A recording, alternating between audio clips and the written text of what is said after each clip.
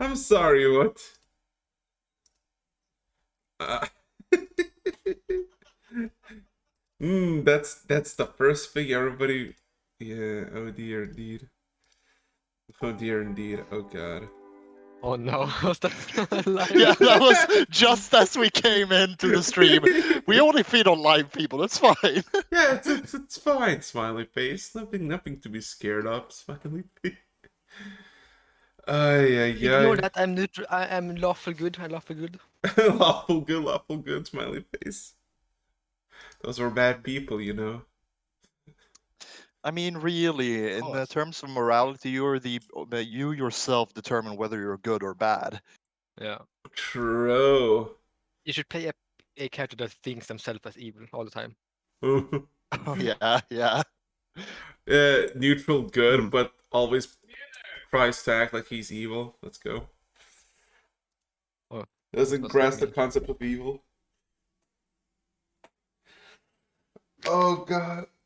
But yeah, welcome to Sorry. Welcome to session 2 Butterflies.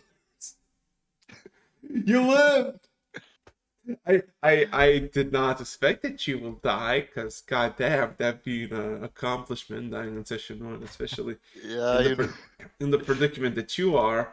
Well, I have died to goblins before, so kobolds are not too far. Yeah, and I mean, to be fair, one of the parties did die in session 0. Shush. Oh yeah, fuck. Oh fuck, you're right. I could have died. Yeah, you could have. Oh boy. Kobolds are fearsome creatures. Oh boy. Yeah. So, I guess, yeah, there's not much to say except, I guess, simple question of, are you ready? Are you ready to begin? Aye, Captain. Oh no, don't do this to me.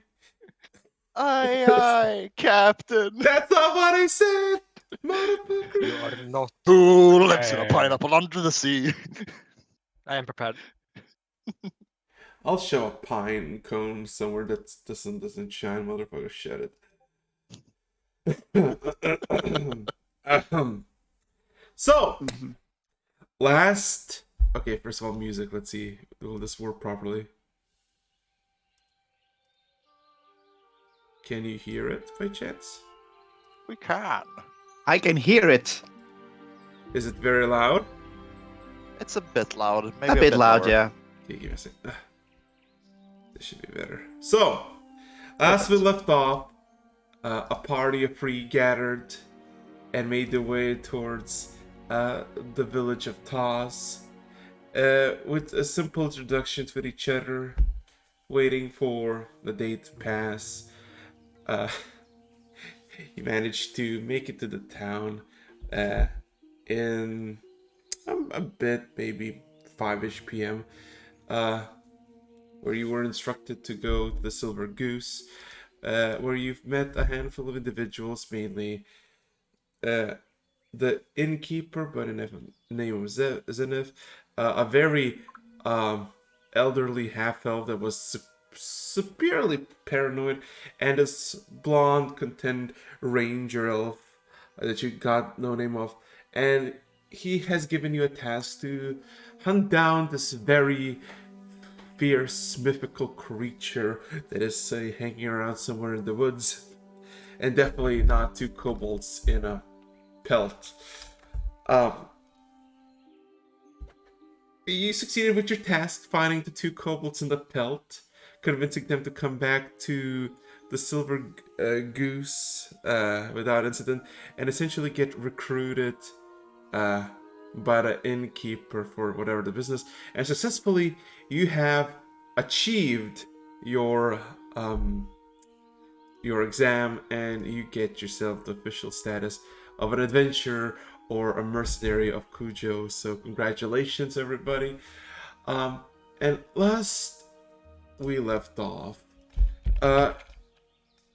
you were literally deciding what you want to do, as you were told that you have 3 nights of basically free lodging in the Silver Goose to do as you see fit. And yeah, technically you completed a job. Oh, additionally, you sold the pelt to the innkeeper for 25 gold pieces. So yeah, what would you like to do as it's about 7ish p.m. Dusk slowly but surely besets towards the west.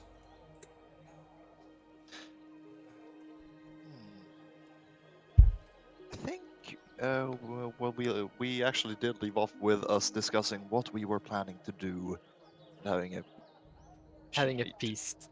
Having a feast. Yeah, you paid for everything. Yes, I did. And Yay.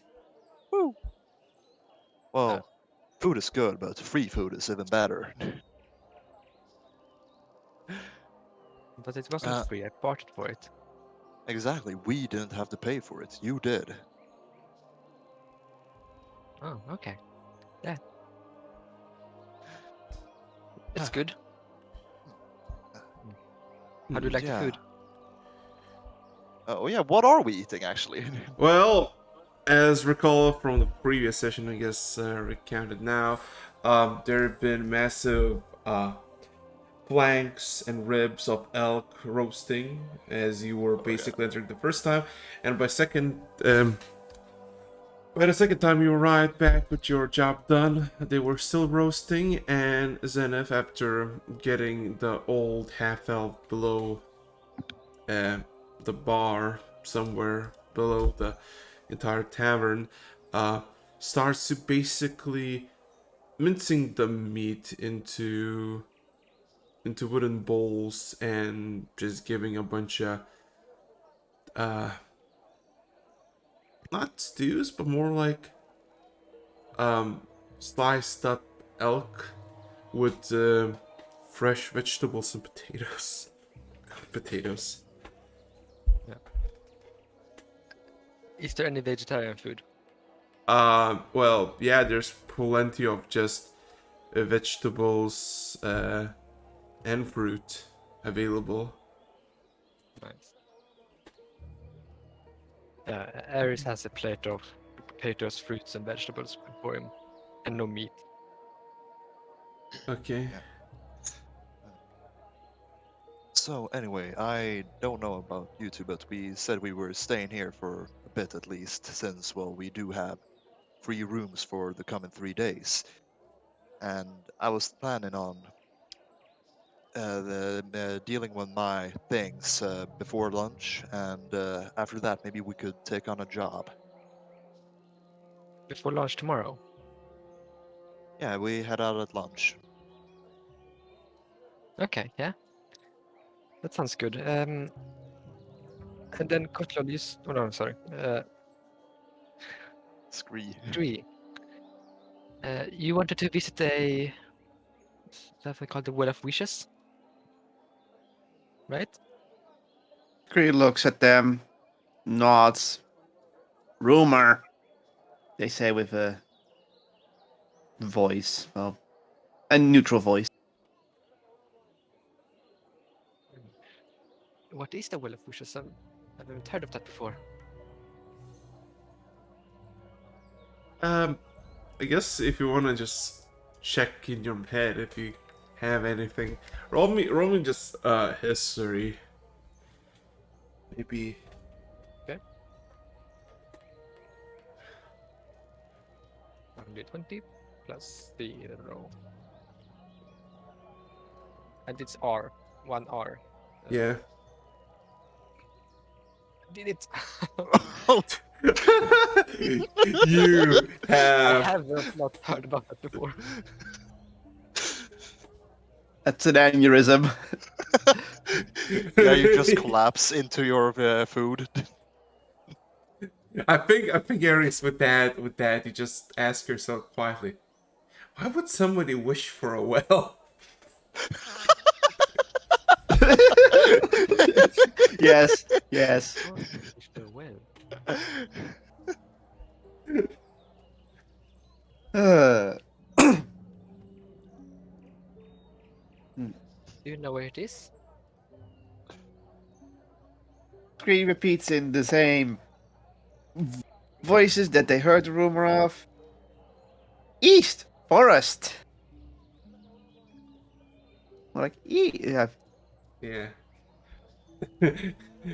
Several Full, wait, and also add full moon only. As in, they only know during the full moon. And I assume that the rumors are telling about, well, that you get to wish from this well. Just an Well, assumption, you know. what would you wish? Cancun does a long nod. Huh. Sounds What mighty wish? handy. What would a well grant any wishes? What do Well, you, you know, magic is weird. is that Please. so? Okay. Yeah, but east you said it's a bit.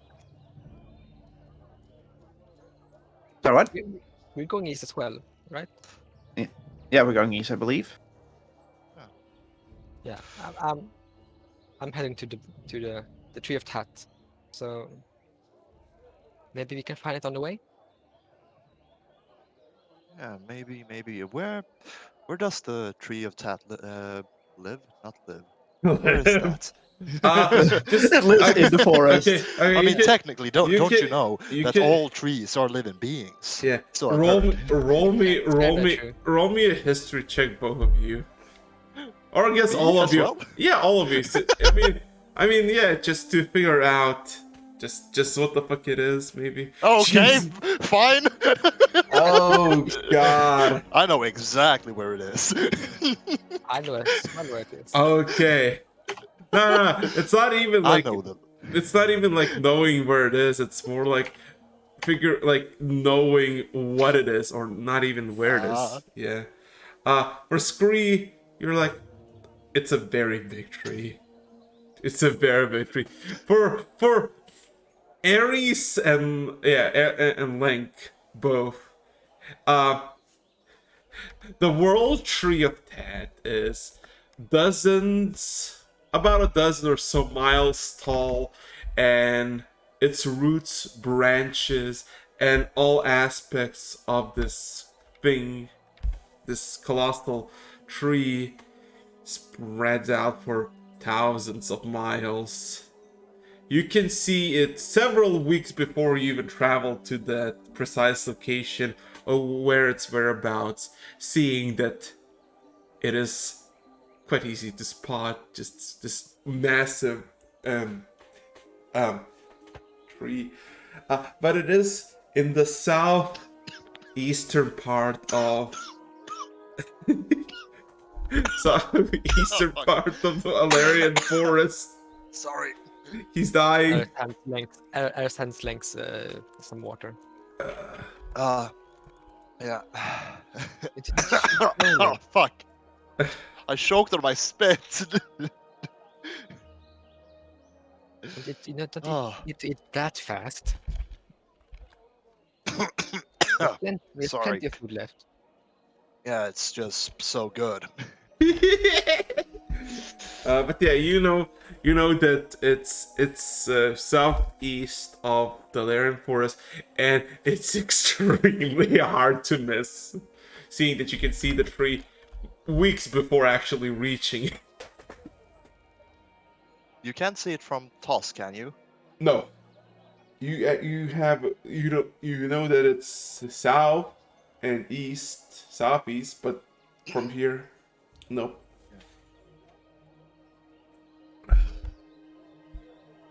Well, that tree is kind of on the way for where I'm headed as well, so I'd say our missions line up quite well. What do you want to do then, Link? Well, I have a few towns or cities that I need to make a stop at and just check a few things out. We have to Uh, tell me. I'm just, like, That sounds very exciting. Well, it's been. I haven't traveled this much before, so it is a bit exciting, I'll admit. Do you really visit a lot of cities? Well, not really. I grew up in one place, and then I ended up at Torwa. And since then, I only really left to the smaller villages surrounding it. Hmm. Interesting. Well, I've when heard. you don't really have a. It's not often that you get a reason to leave a city. Yeah, I can understand that. I've never left my home before as well, so. But a lot of my friends and it's have done that, and they always bring back stories of the outside world. So I've always wanted to go around and visit different places and see different people. I think we're that's very lucky to meeting the both of you here. So I hope we can accomplish whatever we want to accomplish together. Ah, like I said before, I don't see any reason for us to split up when we, well, do get along as well as we do. He just nods.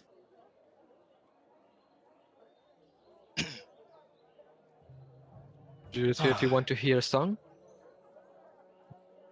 Pardon? He pulls up a flute from his bag. Oh. Oh, I hardly see why not. Uh, you have to enjoy celebrations with music. And then he brings up the flute and starts playing a melody. Like leans back a bit in his chair and enjoys the moment. Yes, for a second, I will roll a performance. Sure. Let me see what my performance is.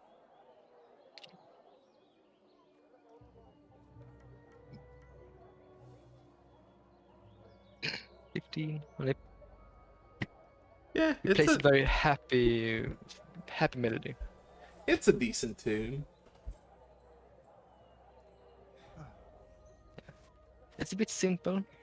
It's like country, calm country music, you could say. Mm. Let's see.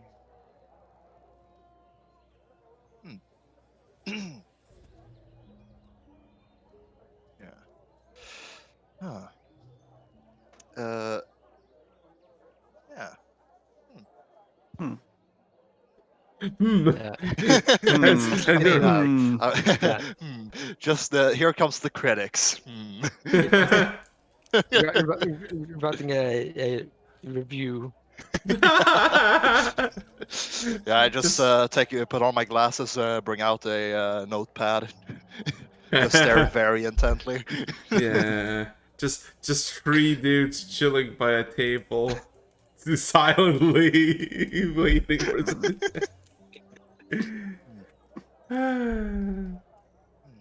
Hey, what say we check to see if there are any dice around? We can play a bit of a game. He the music stops like, oh, again? Yeah. Have you ever played dice? I played all sorts of games. But have you played dice? I think so. All right, give me just a moment. And he is gonna get up and head on over to the bar to check with the barkeep if they have any sets of dice.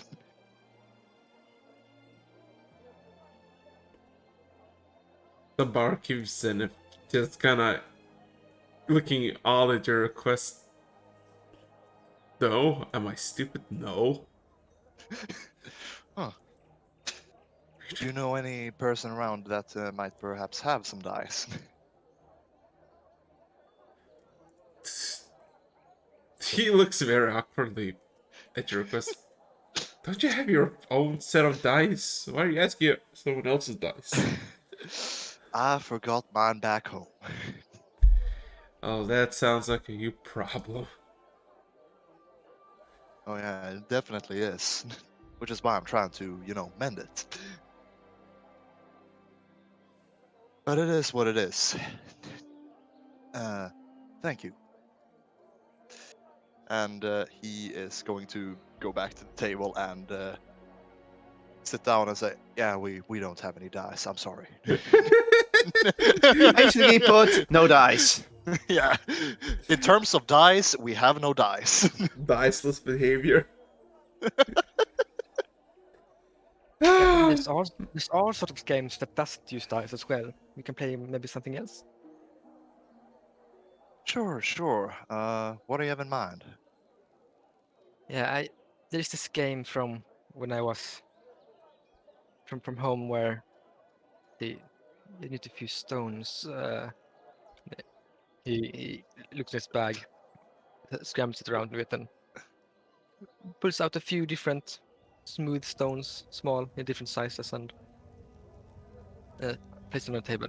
You see, you place this here, and then it starts explaining the game, and it's not super complicated. It's some kind of like you throw the rocks on the table. It acts a bit like dice, but not really. And then you gain points depending on how the stones line up and how close they are to each other and stuff like that. If they touch each other, you get minus points. And it's a simple sort of game. You see, you can. This is very, very fun. That's take a lot of time.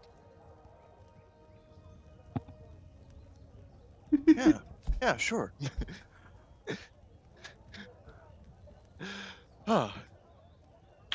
Okay, so how should we play this? Oh god. I mean, Besides learning a new game, anything you wish to do, as it's about 7 p.m. The sun is still up, but quite westwards. People slowly making their way to the tavern, just not ordering any food, just ordering drinks and drinking themselves. Giving, destroying their livers. Hmm. Yeah.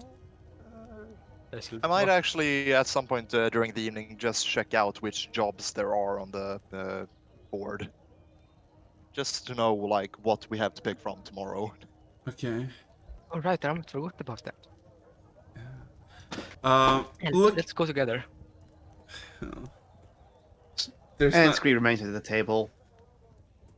So looking at the board by the fireplace, you see a lot of, I guess, requests, offers, mainly trades of fruits and vegetables, stock, livestock, simple, basic day-to-day haggling in the board. But you see two postings of, I guess, an actual job, I guess.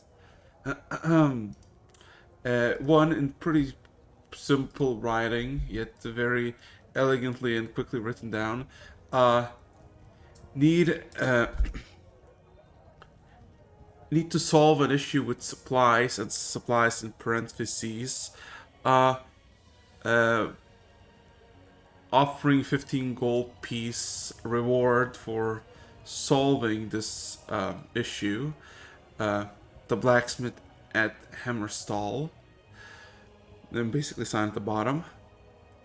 And then another notice of several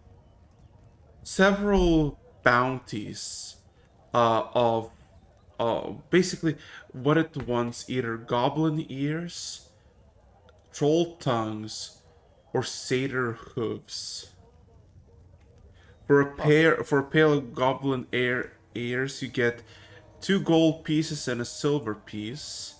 For satyr hooves, a pair of them, you get 7 gold pieces with 5 silvers. And for a troll tongue, you get 24 gold pieces. And there's like with each requirement description, there's like small illustration of an example of what each individual thing is. How much was it for the goblin ears?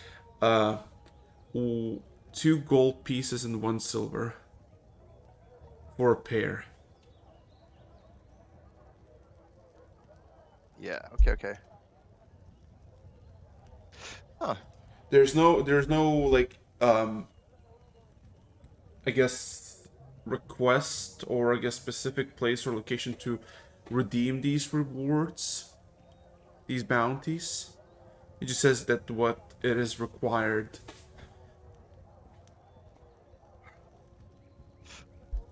Yeah. Okay. I'm gonna go back and tell the party about these two different. Ares followed you to the notice Oh, board. you did. Right. Yeah, and while looking it over, he will like carefully scrutinize like every single one of these job postings. Yeah, and then after he looks down, he will. Interested in Tell- the potato trade? I see. Yeah, the potatoes were delicious. And then he will whisper a bit. You know, Lenk, What's up? about Scree. I Mhm. think he might be a little shy.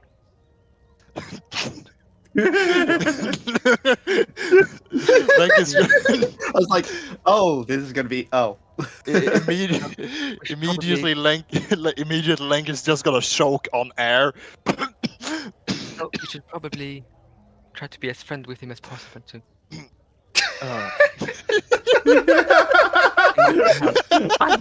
I like the implication.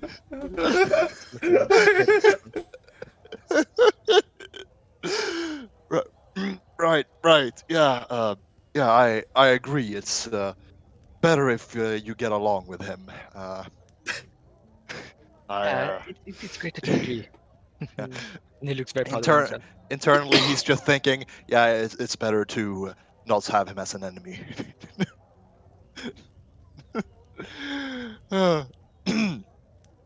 Uh, so anyway, what do you say? We have like two of these ones that seem more on our turf. The supply issue with the blacksmith and the bounties. I don't think we should kill anyone or anything without knowing why. Right. And So also, Alexis, what do I know about satyrs? Taters. Roll me a history check.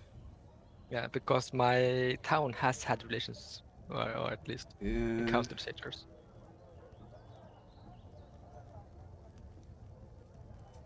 20 plus. 15. Well, you know, satyrs, sometimes, not always, appear in these forests, just in the general region. Uh, most you met in your life are, or have been, innocent and friendly.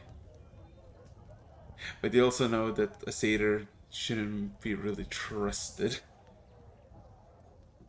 the goddamn Fae are stealing our jobs.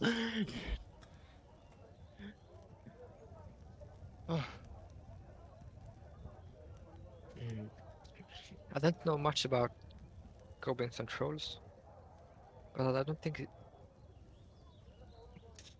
satyr hooves seems a bit cruel, in my opinion. Though my parents always told me to not talk with satyrs.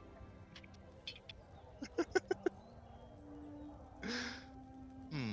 I personally don't know much about satyrs, but from what I've heard about goblins and trolls, goblins are a bit of a pest, while trolls are usually. I believe that a troll is a bit above our current pay grade. Pay, pay, pay grade. Uh, well, I believe that they are beyond our current capabilities. Okay, yeah. Hmm. Yeah, I've only heard that trolls are very large and they can regenerate. Yeah, Mm. you'd use fire against them, if I recall. Fire? Hmm. Yeah. Like, he's chin down and like in deep thinking.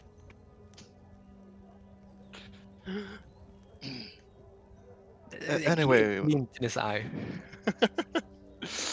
Ooh, he doesn't know why, but Lank just starts feeling a bit worried. Anyway, what say we get back to Scree? Yeah, you shouldn't even alone too much. I don't think. Right, because you want to be friends with him. Yeah. Jesus Yeah. Christ. Must not have had many friends in the past. No, he's the silent kid. Yeah, that's why we're gonna make sure that we are the kids that get the message, don't come to school tomorrow. Oh my god. Oh god. Oh no. Well, as you two slowly return to the table, you see Scree just simply observing all the patrons, looking around. That's great. We looked over the notice boards, and I think there's one thing we can do, one job, or we can do right now. I don't think finding more potatoes are something we can do right currently. Well, that depends. Scree, do you have any experience in the potato trade? Scree just gives them a look like, what? Well, Oh, anyway, don't worry about it. he sits down. The blacksmith needs some help with something. So you can go and ask him that tomorrow. Something with he's needing supplies. You sort of see you sort of see the eyes under the hood dart around like blacksmith, and just thinking it all through, then shrugs and just nods. Ah, good. Well, then, yeah, tomorrow noon, blacksmith. Do you know where the blacksmith is in this village? I don't. Do you? Well, use 3. Do you know what the blacksmith is? Not a video. We have no. What's it called? Lokalsin. Less than local awareness, something. Yeah. You can always ask around. That's nah. Of course, we will do that. Oh, Most fun part of talking about with people. I see. So Eras will skip up to the bartender. Okay. Hello, Zenith. Hi. Just eyes you. Gives a nod. Patiently. We looked at the notice board before, and we saw that the blacksmith needed some help. Do you know where the blacksmith is? He nods again. Yes. He's just kind of points towards the door and kind of immediately does like a sharp turn to the left with his finger. Just exit out, go left. It's the only place with a forge and a handful of animals outside. Can't really miss it. Yeah. Also, another question.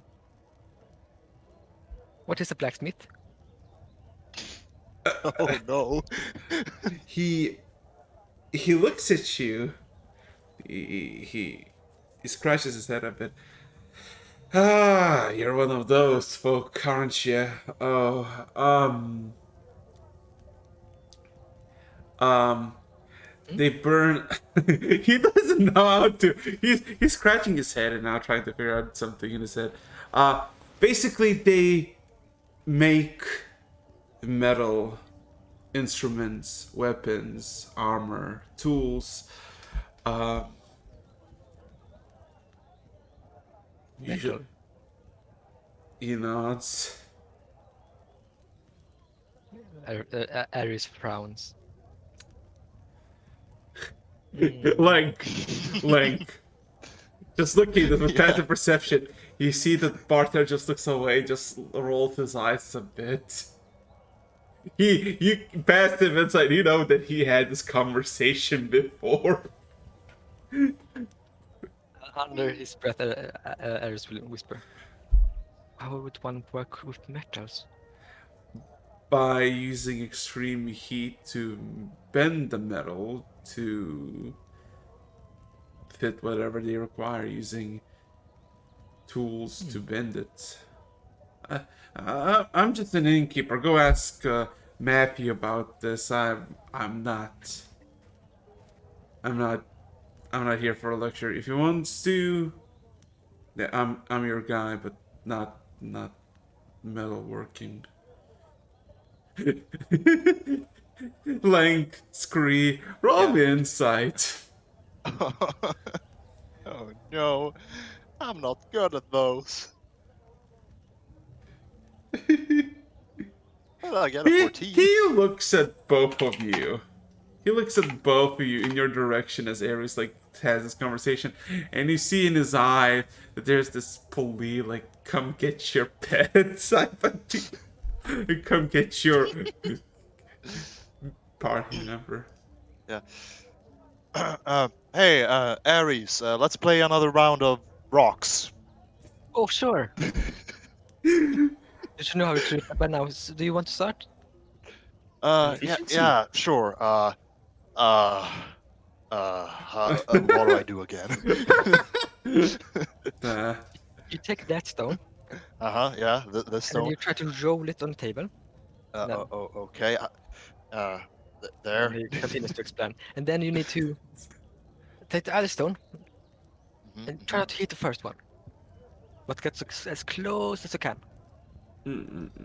Well, that makes it a bit harder. I was planning to just throw it across the room.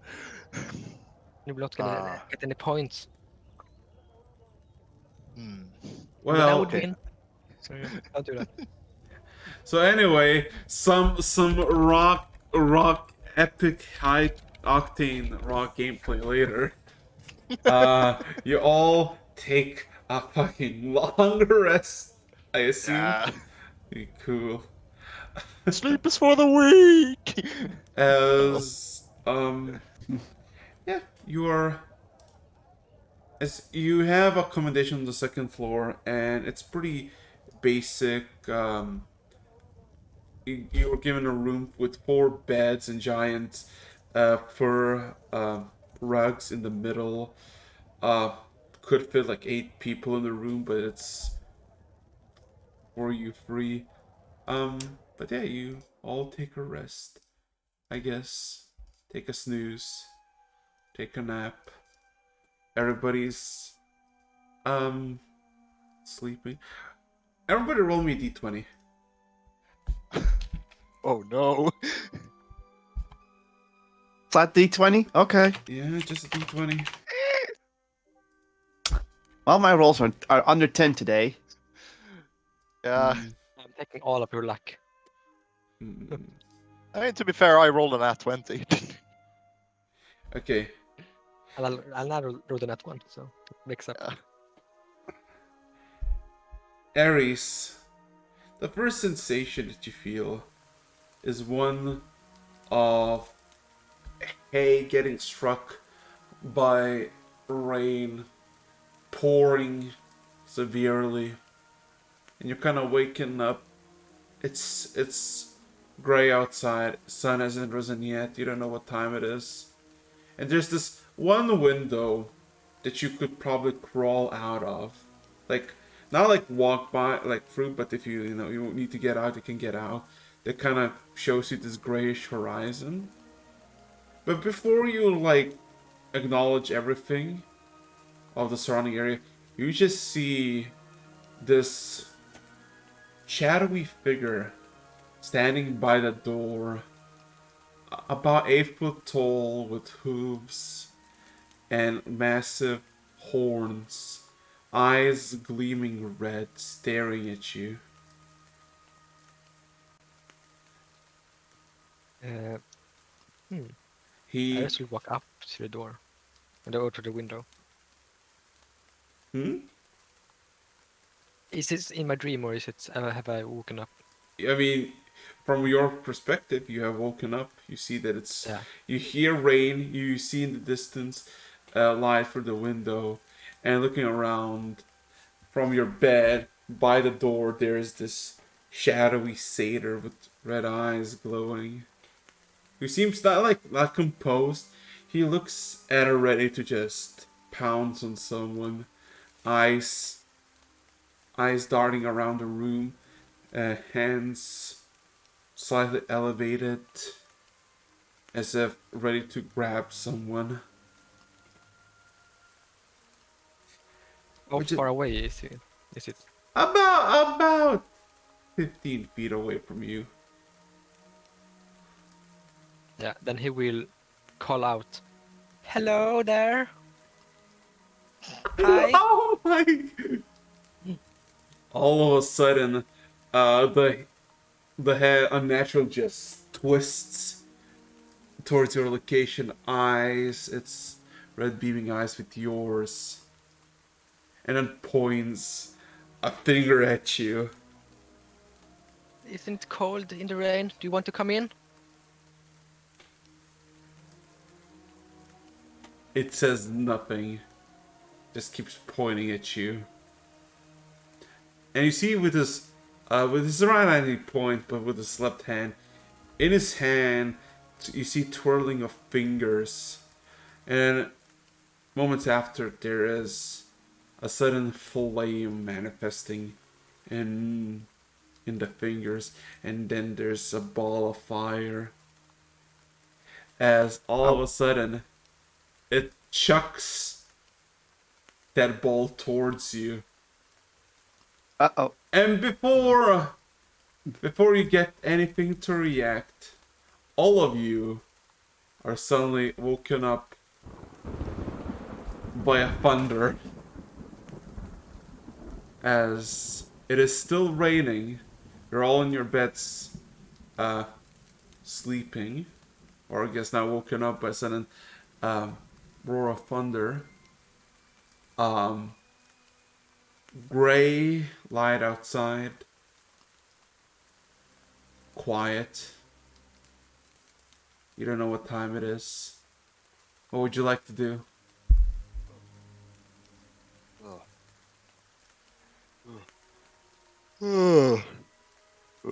Morning. Good morning.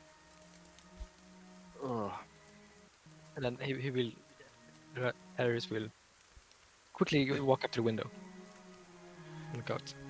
Looking out, you see just where you previously yesterday saw, dirt road is basically just mainly water soaked streets, like massive ponds getting bigger by the second by this rain.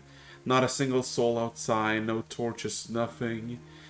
You can spot with best perception that there is a cat under some roofing, sleeping.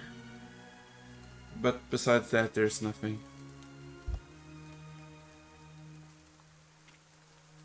A dream? What time is it? You can see Scree sitting up Early. in the bed, but the blanket's over their head. So,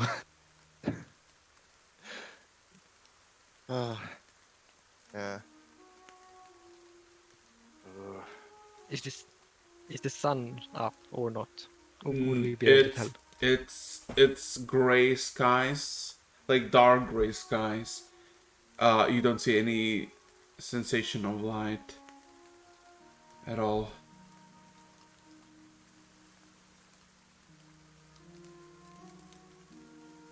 You don't hear any commotion below.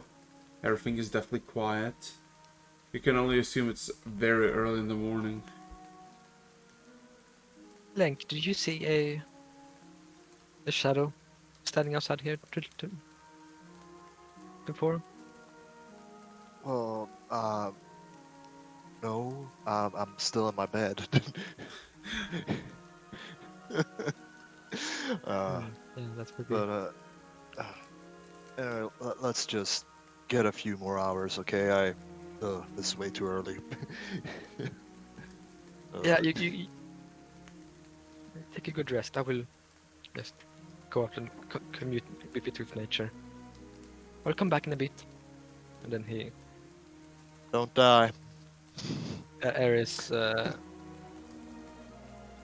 equips his outer traveling gear and heads out of the room Yeah. with his walking staff. Heading out, going down to the first floor, you see the tavern is basically empty. Fire has been put out, and just the rain can be heard. It's even though it's start of summer, it is kind of cold. There's no warmth to be found in the first floor. I guess you go outside as well. Yeah. I go outside, even if it's raining. A simple wooden hatch bars your way that you can just lift up. With a simple crack, the door opens up, and you are outside. It's the first thing you see by the ground level is that there is this mist forming, indicating the early mornings and maybe a potential heat coming along soonish.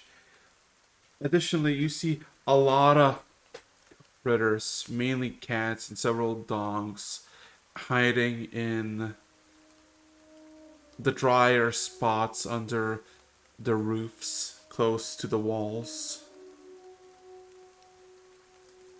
Yeah. Ares walks a bit away from the tavern to the outskirts of the forest. Tries to find some larger tree where it's a bit drier under. Roll me perception.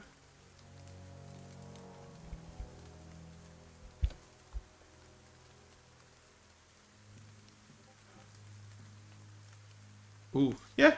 You can find a big enough oak to encompass you and keep you somewhat dry under it.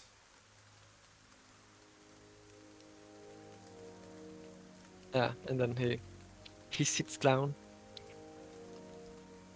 He closes his eyes and meditates on the sound of the rain, on the smell of nature, and the feeling of connectedness that you experience in the wild.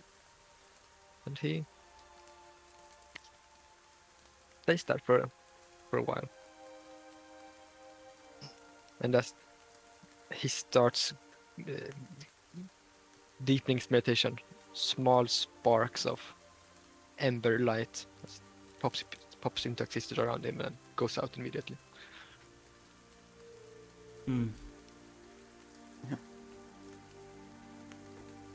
Yeah. As Ares left both of you back in your own room, Lank and Scree, what would you like to do? Well, if Blank is looking at Screed, they still see that sheet over their head, and it's rummaging a bit.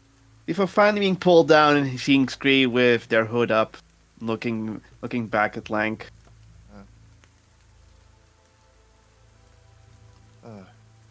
Getting ready for the day, are we? Scree just gives another nod. Say, Scree, now, I know that we're probably more alike, the two of us, than we are with Ares. But he seems like a good kid, so I do hope that you do treat him well. He does want friends.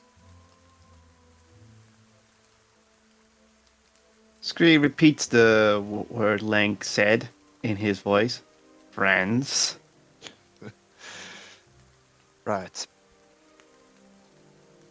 So just keep that in mind.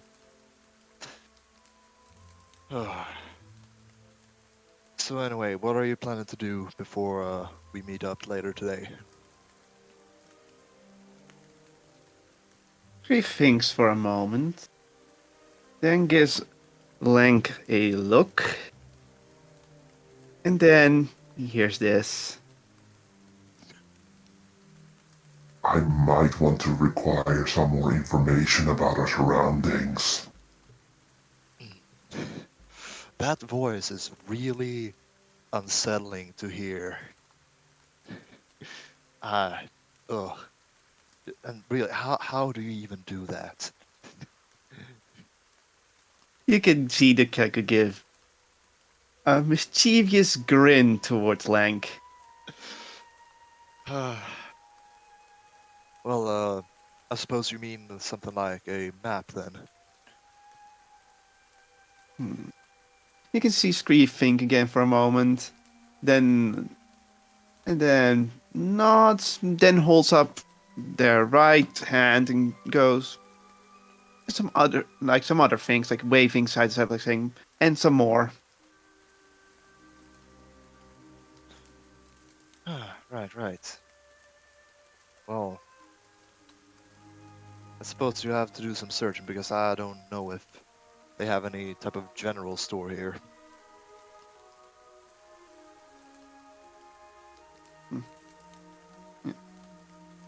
Scree just nods and gets up, then walks towards Lank and says one more thing, but in a more deeper voice.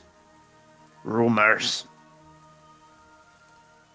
And rumors. I'll try to see if I can hear some as well. Scree Well, attempts to snap their feathery fingers, but doesn't have the click with it, but makes a gesture of clicking their fingers. by the way, I don't mean to pry, but why are you looking for the Well of Wishes?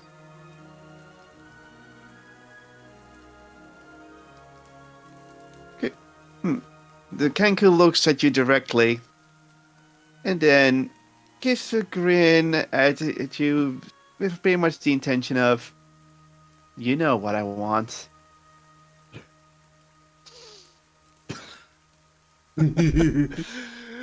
uh, you know, that grin can mean so many things, and most of them are generally not good, but I'm not gonna judge.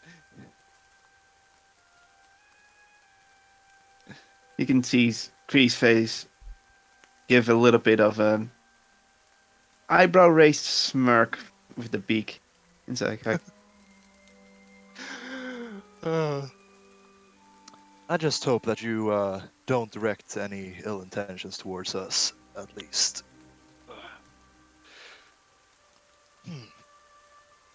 Anyway, I'm gonna catch some more Z's before I go up, so yeah, good morning. and Scree just gives a nod and then leaves the room to head outside.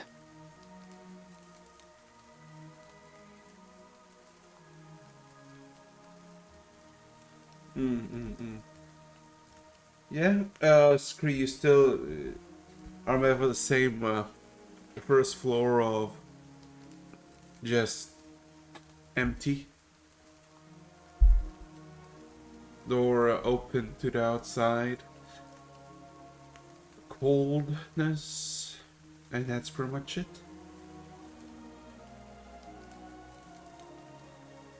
Then I head outside as well. After all, I have a cloak. It can hold water off for a bit. Mm-hmm.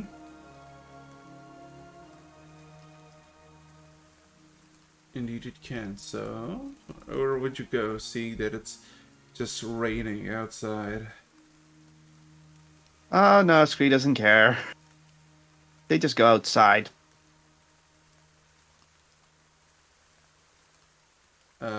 Just outside and nowhere else?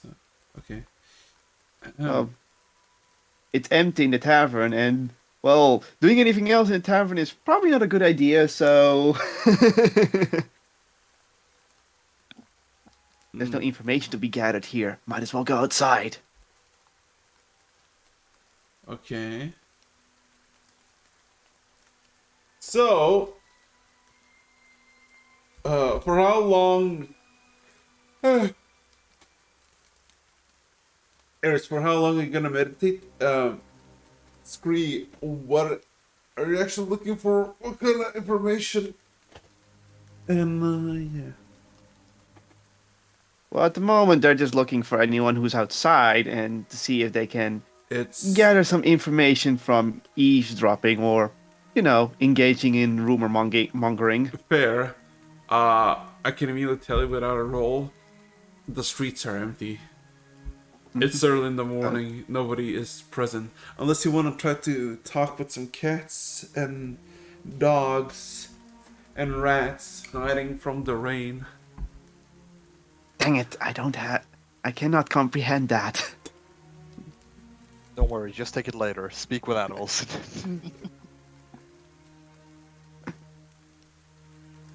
It's like,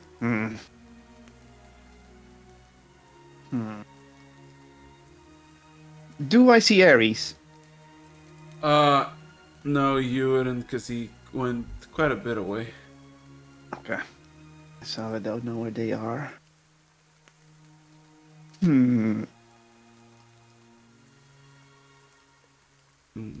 I just decided to roam around the town a bit to see all kinds of buildings. Get more information about the town by just looking at the buildings to see which is fancy building, which is not. Mm-hmm. Get a hold of the commons, this house is clear for the rich, and this house is clear for more labor. Looking That kind of information, trying to get out of it. just roll me maybe investigation.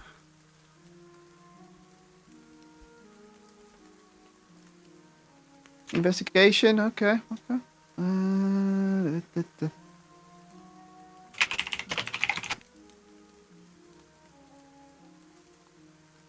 13.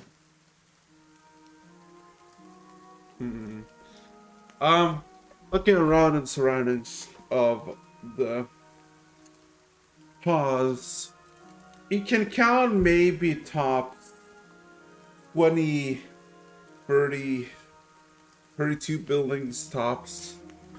All of them are very basic. Wooden foundations, clay walls, hay roofs. Nothing that would scream out opulence or riches, except for one that is a bit more, I guess, interesting, and that would be the blacksmith, as it's probably the only one building that has some metal outside, outside the by the house. There's a large forge that is, cold, and a handful of anvils. You see places where tools should be, placed, but the tools themselves are, the tool slots are empty. Not, and you realize Oh. with your passive insight, it's not because somebody stole them, it's because they were taken inside. Not, 14 passive insight, so yeah, that makes sense. Yeah. Okay. Hmm. Hmm. So yeah, I guess that's everything I should know. And Screen just heads back to the tavern. Ares meditates until about breakfast time, so a bit longer. Oh boy. Okay. Yeah, and after a while he summons like a small fire in his palm to keep himself warm.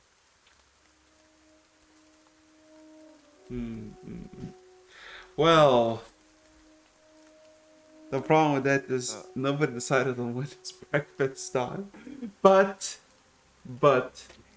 as hours pass from hour to hour, Yeah. Uh, Oh God. well, not many hours pass, but about an hour and a half pass.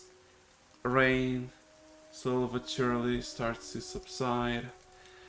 Um, over the horizon to the east, you see the familiar sun streaking and rising up.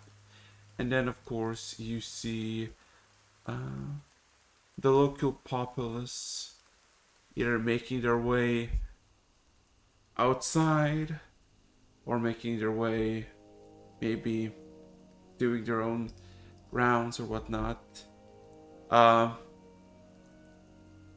For Scree, I assume after your investigation, you would just go to bed again, or would you be doing something else? No, I would just head towards the tavern and then pick a spot in a corner to be the first to sit in the corner to, observe the whole building. Ah, Corner sitter. Oh. The first brooder. are you trying to like be stealthy about it, or are you gonna be? No, I'm not stealthy. It's pretty obvious that I'm sitting there. I just want the vantage point that Let me, there's nobody can sneak behind me. let me just quickly roll something then. The edge father. First edge. So, Scree is, taking the sights, and you saw from the distance here, just echoes of doors opening and closing. Not in the tavern, but just surrounding. It's definitely quiet, and the rain is slowly subsiding. And then you start to hear something opening and closing below the floors.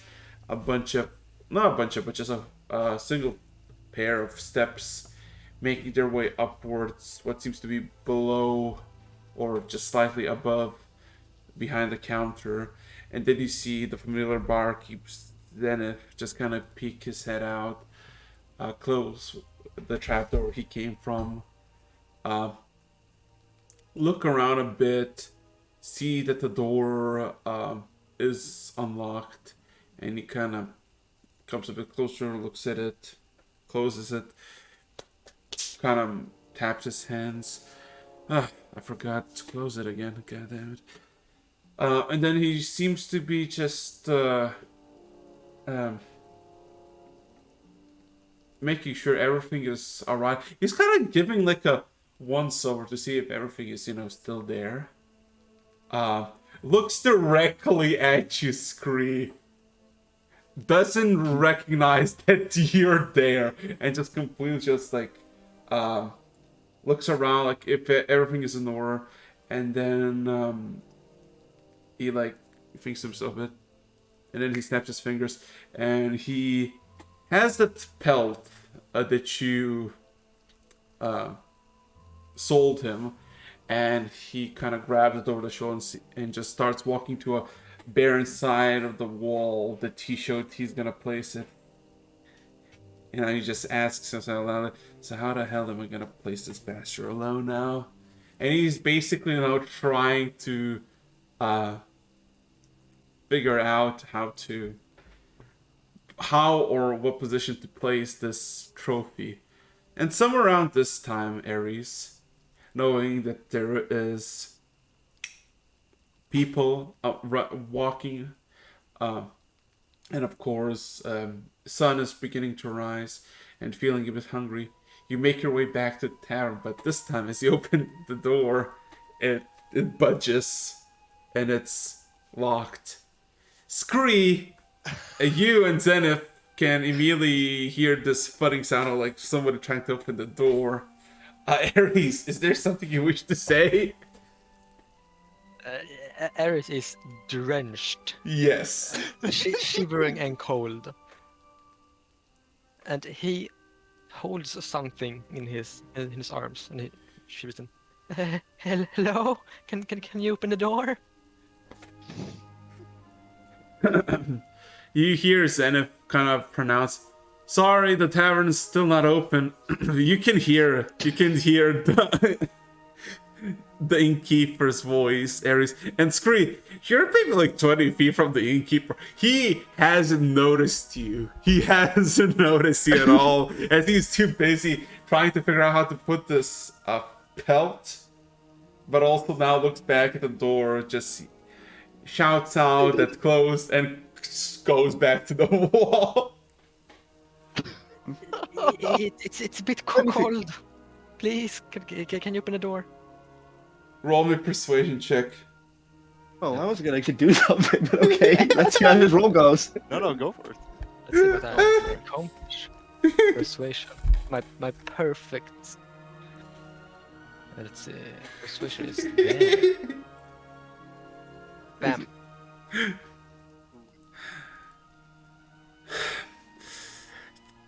The elf, as he kind of like hears your pleas and probably an occasional yeah.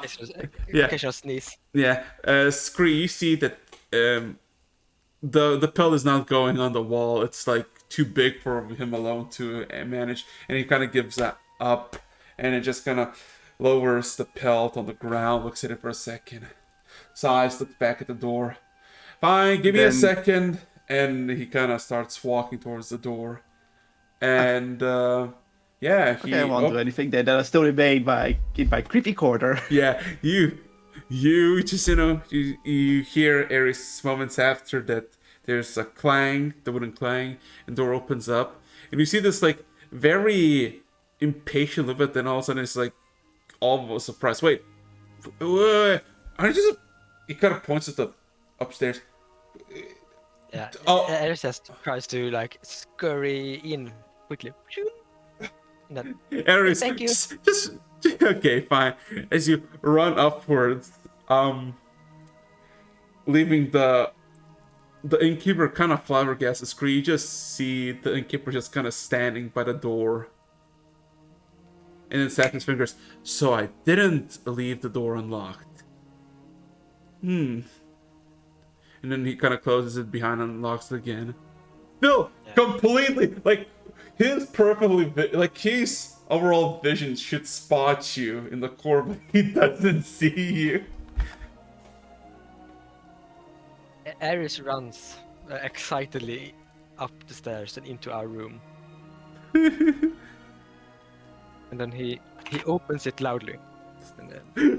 Like all of a sudden, you had a nice nap. You're just like comfortable rain ambience. Crash! The door swings wide open. Oh man, I was just about to go back to sleep. Link, Scree, look at this! Look at this! Uh, And you see, holding in his arms, a small furry creature. You can barely make out in the low lights in. Also looking around, you see, of course, Link just kind of in his bed, looking kind of distraught. Looking around, you don't see Scree anywhere. Maybe it's in the toilet. And then he walks up to Link. Look at this! And then he places a small black-furred wolf cub, it looks like, with hints of like flame-like puffs of fur on its tail, and Close look, its tail looks to be on fire. Mm. He just wakes up and he sees this thing. His face goes kind of pale as he just kind of leans back from it and goes, right, you, I finally managed to do that. Ares, you can't just take home creatures from the woods. No. Can I keep it? It's quite as Sorry. any creature. He's a fire spirit. I finally managed to contract my own fire spirit. Master would be so proud. Right. Isn't he Can't- adorable? Yep, definitely. Very cute. Could you take him back, please?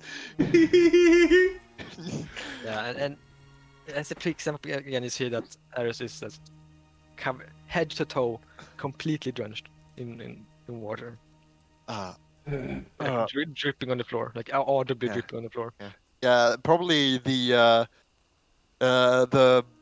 blanket is also probably wet at that point since he placed the creature on it. I have a picture of the wolf here in that shoulder. Bark. Bark, bark, woof, woof. Woof, woof. Anyway, I'm up.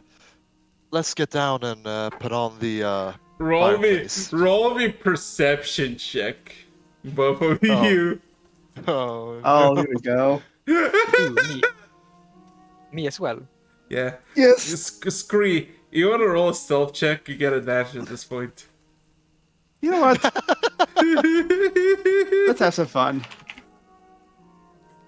I'll let you roll first. I am not perceptive. That was a typo almost. Oh wow! Wow, that's not a. I think Damn. I'll be seen. Yeah, no. So you know, you it takes you several minutes after you got upstairs, going downstairs, and you see by the massive not bonfire, but the fire pit that you saw the rose. There's this small like fire starting to get going from Zenith, and there's this metal pot that is being placed in it with water. As he kind of looks at you, kind of gives a wave. Morning. You both can spot Scree at the corner, like opposite from where the from where the staircase is. You just see Scree in the corner, just idly sitting there doing nothing. Morning, There he Senna. is. Yeah, Menacingly. There and he is. Menacingly. and Ares runs up to before Scree. you do anything, all of a sudden, Scree. I have a question. A telltale choice, if you will. Something. All of a sudden, you feel something up your nose, and you have this urge to sneeze. How would Scree sneeze?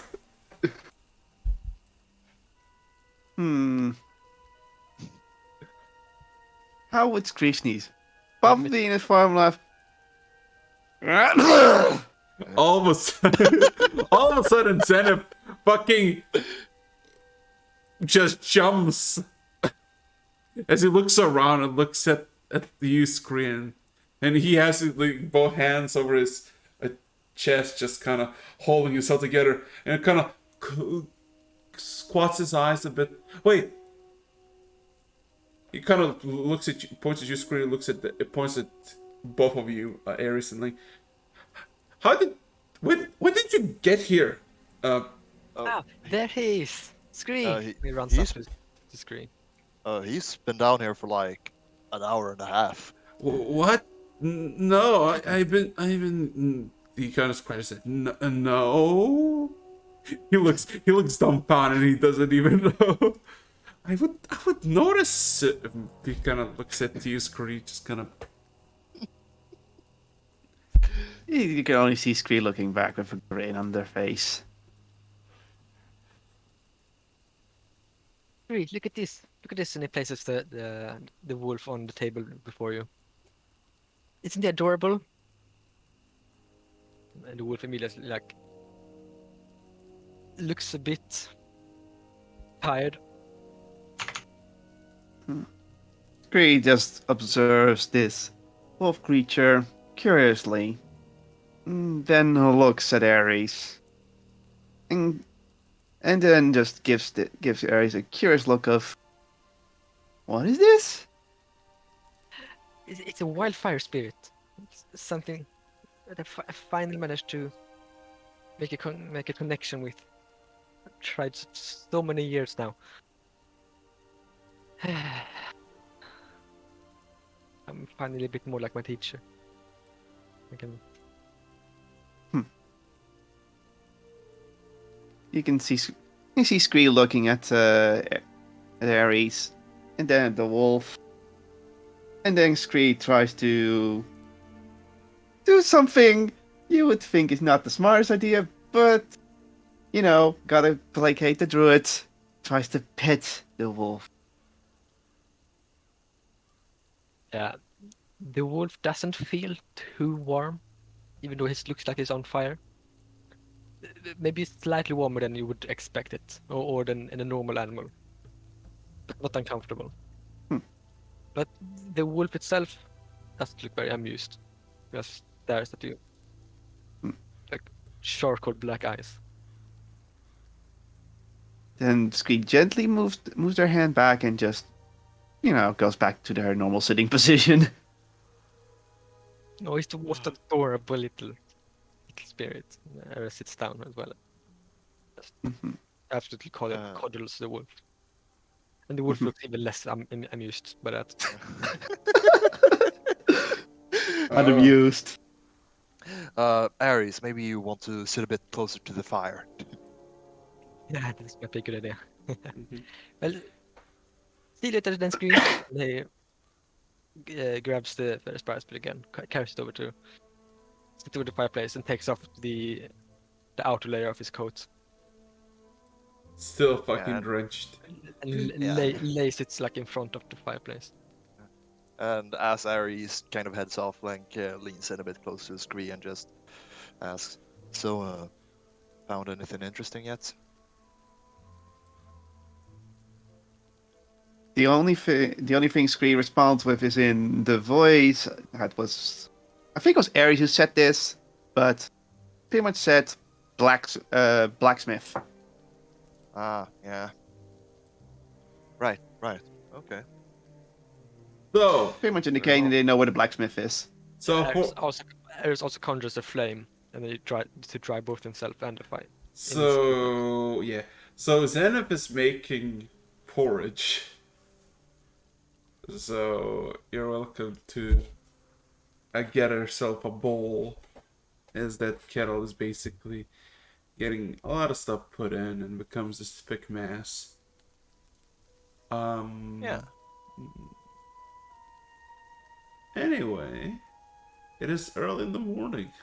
You don't know what time it is, but you know it's not as early as it was several hours ago. That's the only constant that you know.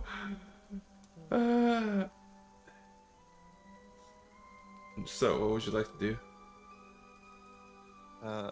I have a porridge. yeah. I just have a quick question, Araxis. Sure. Because thieves can't. Yes. Is that something kind of universal, like thieves can't works the same way everywhere, or? You don't know, but also you haven't seen any thieves scat. Don't worry. Yeah. I was just checking because then once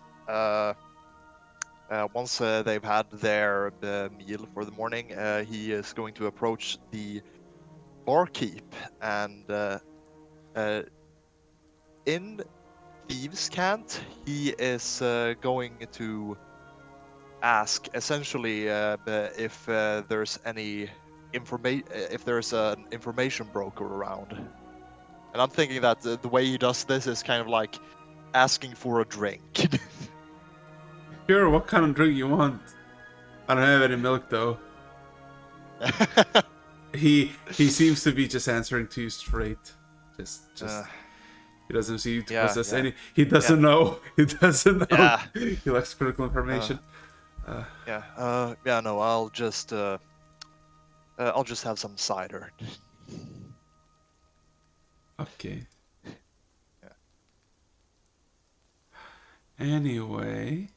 Yeah, he just felt that, yeah, no, a tavern is usually a good place to just have that kind of stuff, so he thought maybe it was possible. Mm-hmm.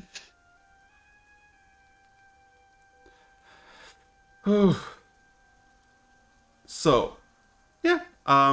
You get porridge, you get tea, you get dried up bread, if you want, as a thing, and yeah, That's cool. as about half an hour since you got down, like after half an hour since you got down, the doors are officially open. Like the locks are open, but the doors are still closed. It's still raining. As yeah. Yeah, and eventually, when Alice has dried up a bit, he sits down with both of you at a table.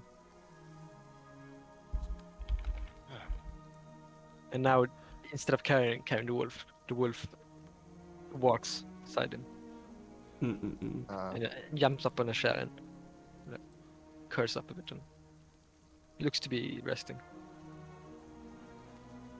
Oh yeah, Link. Zenith just kind of snaps his fingers and points at you. Could you help me with this? He kind of points at the rug, the pelt. Oh yeah, sure. Takes you several minutes let's and you get it on. There's nothing. And now there's this very extremely dark pelt of this. Well, from outside it looks like a giant beast, a giant wolf. But if you look beneath like the few inches of fur, you can see the very shoddy stitch markings everywhere. Yeah. So yeah, what would you like to do? Alice looks a bit pensive, and like in deep thought, and mumbles a bit. Is this a dilemma? What should I do? Do I hear this? Yeah, he doesn't keep it secret. Yeah, okay.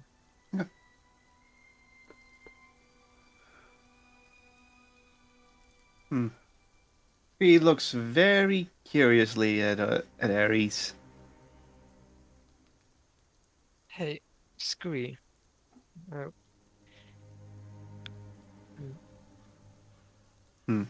I Yes, Green is looking back, still looking at you. So yeah.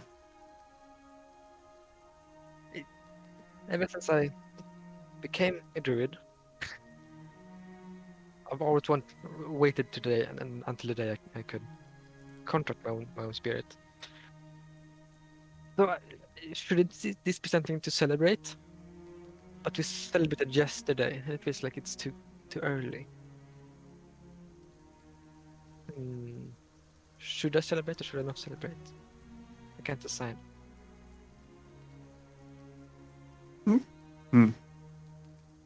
You see Scree look at you curiously, and then they're like, then they just point at the kettle, not the kettle, the giant pot. Sorry, and then just says, "Food," Oh, do we like some? and then celebrate in your voice. Yeah, I know, but we just did that yesterday, and maybe I want to do something else. You then you hear say Scree in two different voices. First with the fifth voice saying small, and then in your voice again, celebrate. Yeah. Yeah, I will try. I will see if I can come up with something. And then Scree just nods.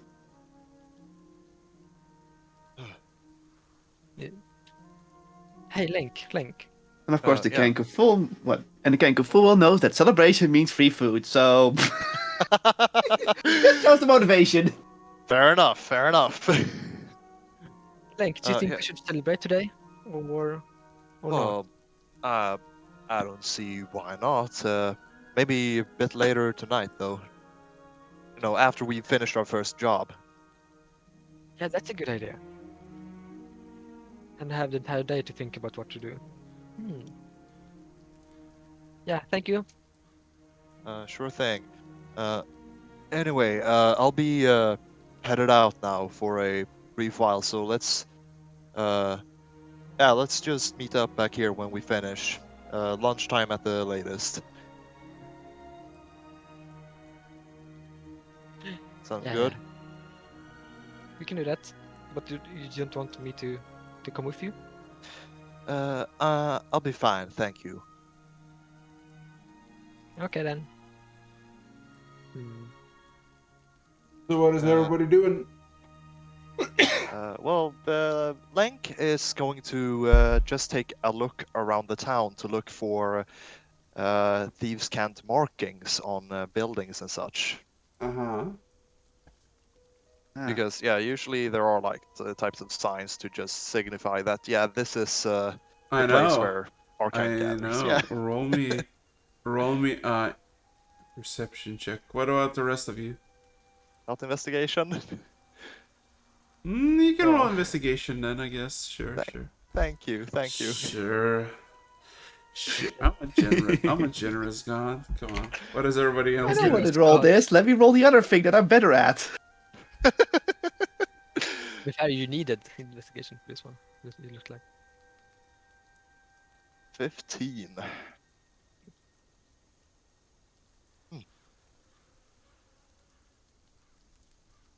See. That is. 15. Anybody else? What are you doing? Screech's just gonna remain in the tavern in their corner, and I guess Ares is staying there. So Screech probably try to pick up any rumors or whatever comes in to see if they can get more information that way. Fair.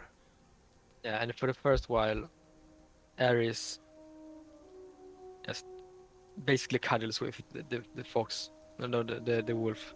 It's like, But the wolf gets enough and just runs away after like 10 minutes. To the other side of the bar. So, looking around, the just the small little village of Toss, you find no absolute markings on any buildings, landmarks, or whatnot, as it's raining and it's being just downright annoying until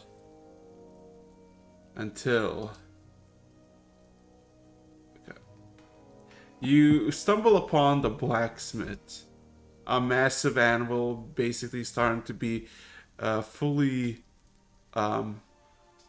heated up, and to what seems to be a dwarf and a human starting to get heated metal onto the anvils under the roof section of the outer blacksmith area, and just start hitting the hammers. Well, basically shaping what seems to be daggers or whatnot. Looking at them and looking at, I guess, the building. On one of the foundational bars of wood that basically keeps the structure of the outside the outside roof area of the forge and the anvils, you see a carving of a circle, and below it there is something in thieves' can that you comprehend. As it says, prove your worth. And then you realize the small circle seems to be slightly barbed on the edges, outer edges of the circle. And you see it would be kind of fitting for a ring.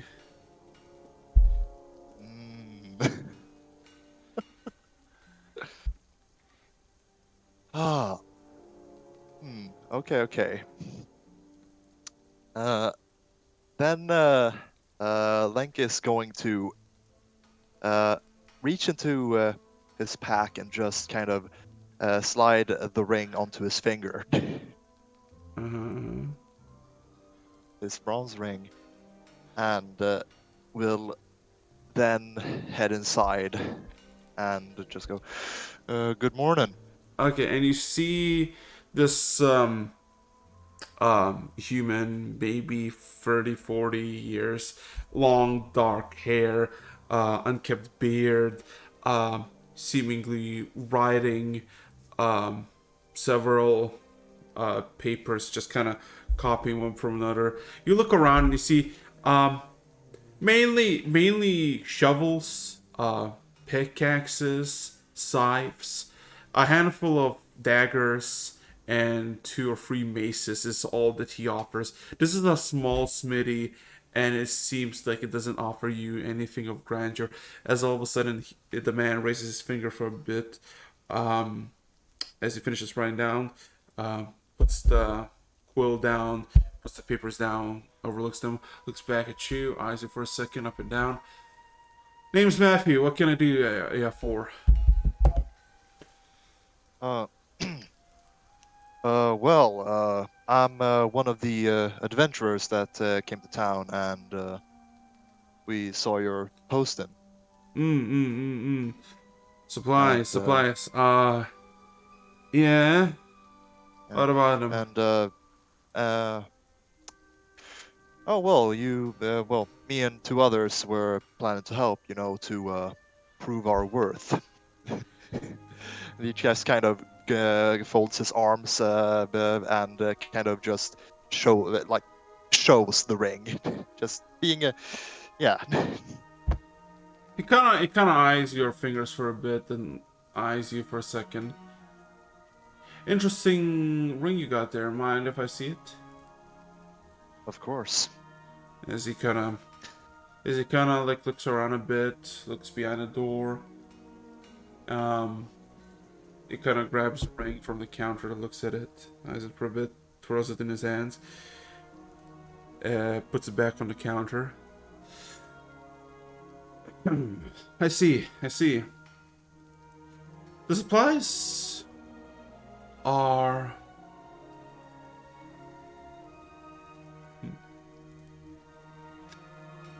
He kind of paused for a second as if measuring something. He said, "The supplies are not. Supplies are of different matter entirely.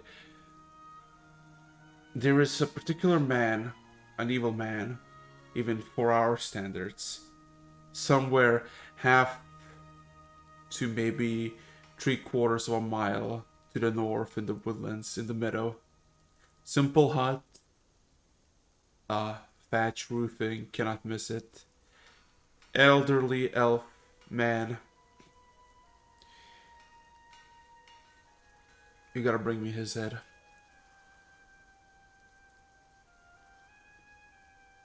Oh. As he kind of taps his fingers. Mm. Officially, in a matter of weeks, it would become a nuisance, and then there would be an official bounty. But there are other more important matters at the hand. Doing this simply and quietly, would be pretty simple and adequate.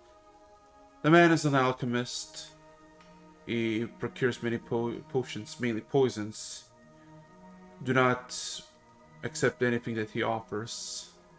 Burn the entire place to the ground when you're done with it. Burn it to the ground. He nods.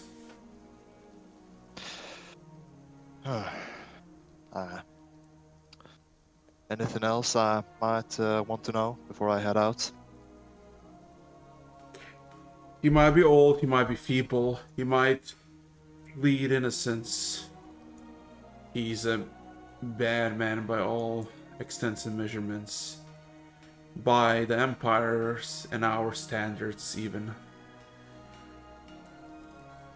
If you get a drop on him, do not hesitate to just slit his throat. The payment will be 50 gold pieces upon the return of the head. Of course, do not come here dangling a head.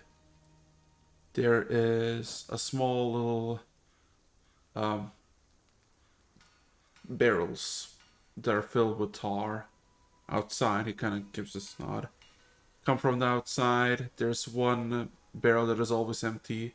You can knock on each one of them. The lid will be easily to open. You put the satchel inside.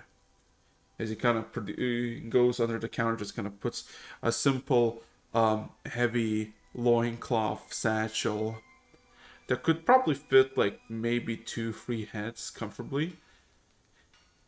You put that in, we confirm that it's the individual, you get your payment.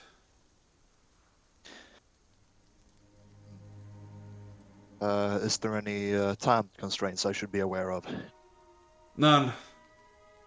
But better now than never. Also, I do not know what... Of course. Of course. He approaches the counter and takes the the satchel. Gives him a nod. It'll be done. Mm-mm.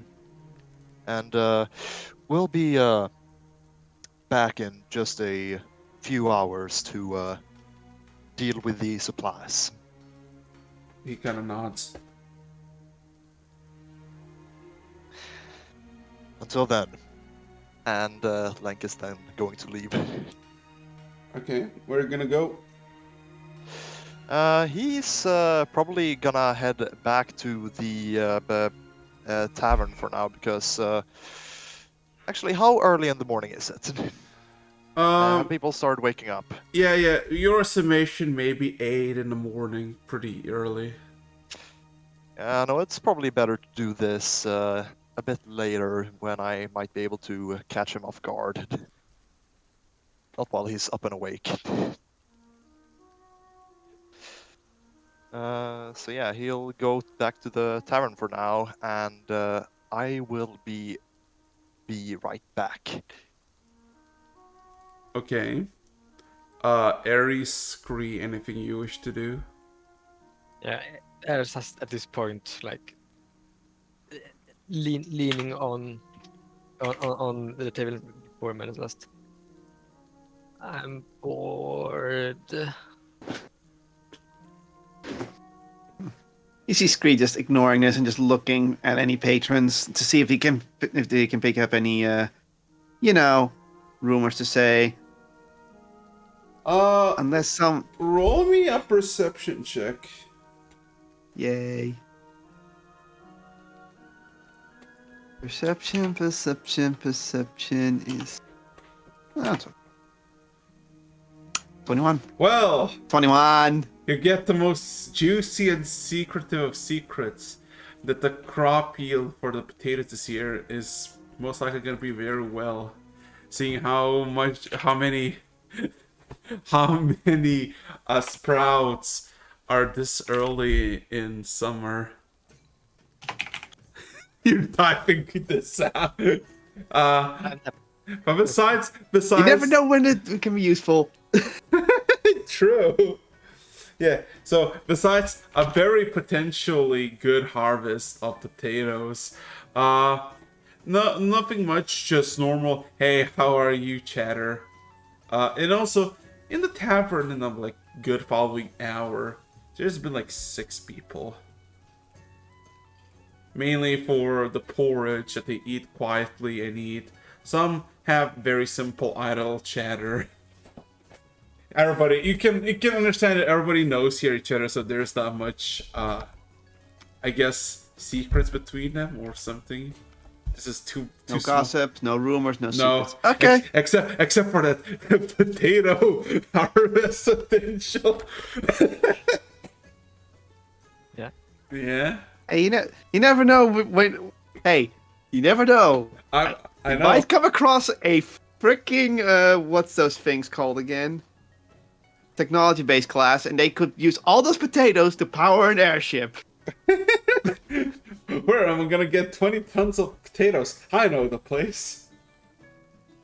Yeah, but you get it. Yeah. Yeah. So, Ares will eventually walk up to and start just bothering the barkeeper with all sorts of questions. At first, it will like at the different pelts on the wall, I will ask where that pelt comes from and when that. oh my If there's god. if there's any stories of these pelts, and he will ask the barkeeper about themselves and Oh what god. bar and what Okay. town and everything. Oh boy. I feel the end pain coming. It's like I made this cool set piece. Give me every detail on it. It's Nah, just a set piece. that's the best part. I have detail for every single part of the set piece. So, well, passive perception for Ares. All these creatures that you see, and even the pelt, you assume, not assume, but you know, rams, goats, elk, deer, bear, wolf, and even rabbit pelts decorate the walls of this silver goose, and basically, with a bit more like sighing, it gives you a rundown, basically, of from the earliest pelt that was hunted 27 years ago to the most recent one that you got him yesterday, which takes about half an hour, telling how each of these pelts basically got on his wall. Mainly, he hunted every single one of them except for the bear, which took 4 people to hunt down. Besides stats, Lang, at this point, you would be returning from the blacksmith. You see Screech just idling, probably just eyeing everybody who walks in or out.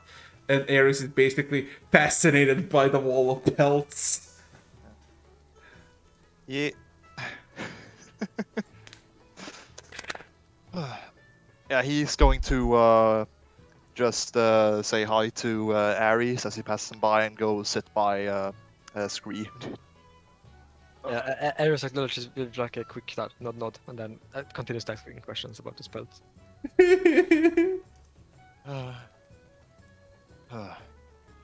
So, how long have they been at it?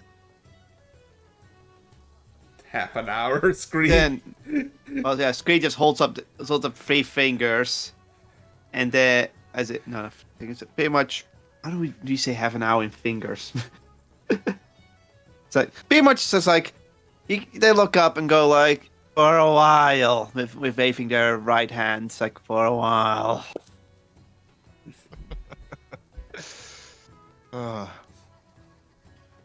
You know, it is good to see his type around anyway.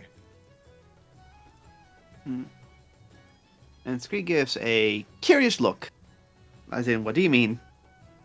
Oh, you know, a fresh face, well, he is kind of naive, right? It's just not something you usually see with the type of people we probably hang out with.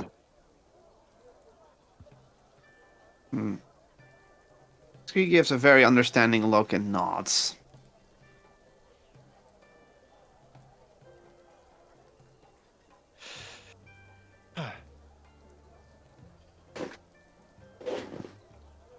Yeah.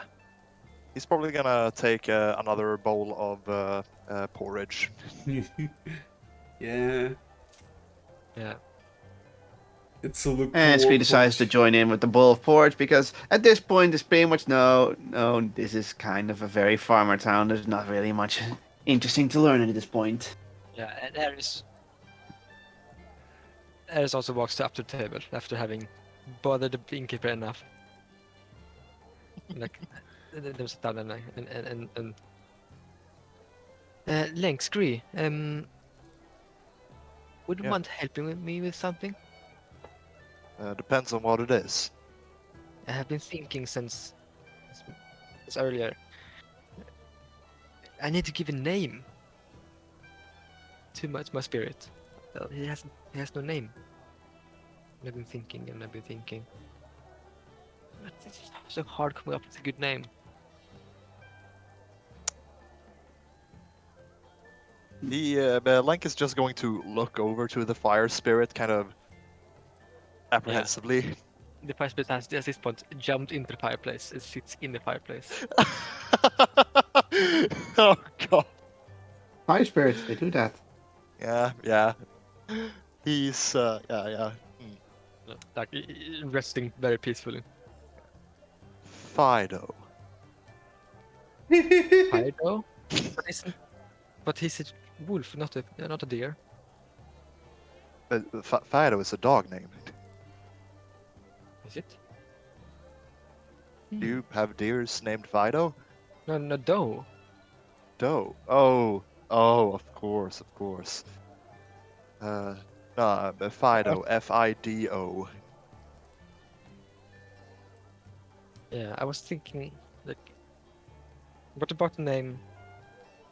When he looks at the fireplace. What about the name Charcoal? Scree has no input on this. Clearly, Uh. that naming is not really a Kenku's strength. Yeah. I mean, it's your spirit. It's up to you to name them. Charcoal is good, I guess. I mean, he is sitting in the fireplace like a piece of coal. Yeah, that was what I'm thinking. And he looks like a burning piece of ember on coal. But would it be disrespectful to call him that? Mm, I mean, I don't really know anything about spirits. I think you would know that much better than I. yeah, let's go and ask him. And we'll go to the fireplace and kneel down before the fireplace. Hello there.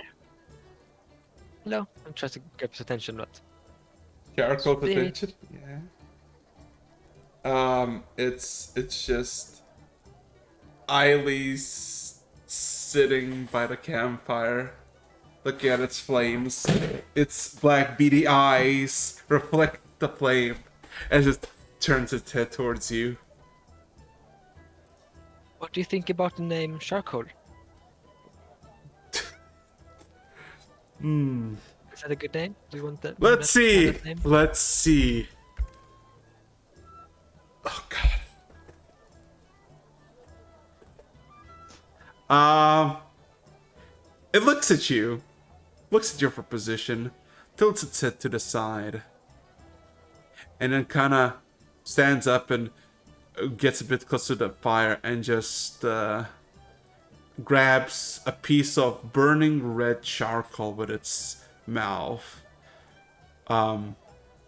Walks on a few feet backwards, and it kind of gets on all fours on the ground and puts the piece of burning charcoal on his both frontal paws, and kind of lays the head on the charcoal, seemingly not fazed by the burning sensation at all. Just kind of idles now. Oh, I think I'll call it that from now on then. It seemed to like it. The Ares tries to pet the head of the wolf. Yeah, it is soft. It gives you that feeling of soot, like covered in soot. But once you look at your hand, there's no, markings of it. Relatively warm, and yeah, cozy. Yeah. So Ares just sits there for a while with a very, very, very happy smile on his face. Petting the wolf.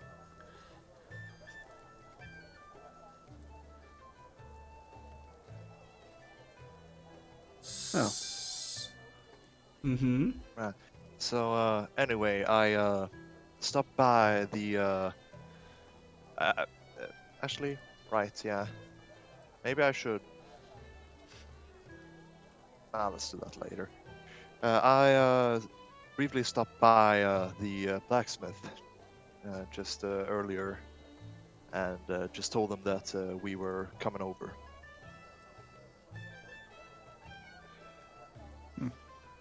He gives a good old fashioned nod. Ah, yes, the good old scree.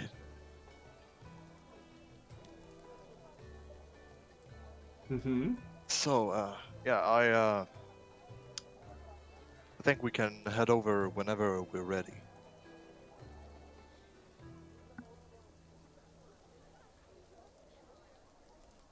And eventually, if not too long, the fire spirits start getting a bit more transparent and starts to basically blow away and leaving only the still burning piece of charcoal left as the 1 hour duration of calling the fire spirits disappear. Mm-hmm.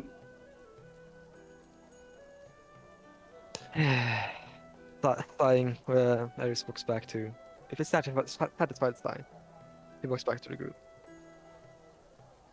You know, thinking about names, should we name our group something? I heard that a lot of adventurers have group names. Well, I suppose that might make things easier in the long run, but do you have any ideas for what we would call ourselves then? I have no idea. It's like, I want to name ourselves. Do you have any idea? Nope. That'd be cool. Have any ideas? No. Well, seems to me that we might just have to think on it for a while then. Let's just set a ground rule that we shouldn't make it too gaudy. You know, like the God Slayers or Mistwalkers or something. Let's not do that. So the infamous group of Godslayers got wiped by 6 goblins. Let's go. Exactly. Or like the famous Thunderfang troop. The what? Have you not heard stories of the Thunderfang troop? Thunderfang? Yeah. Have I? Do I? Roll me. Or- Hmm? Yeah, it's a story from my hometown. Yeah. Roll me history checks.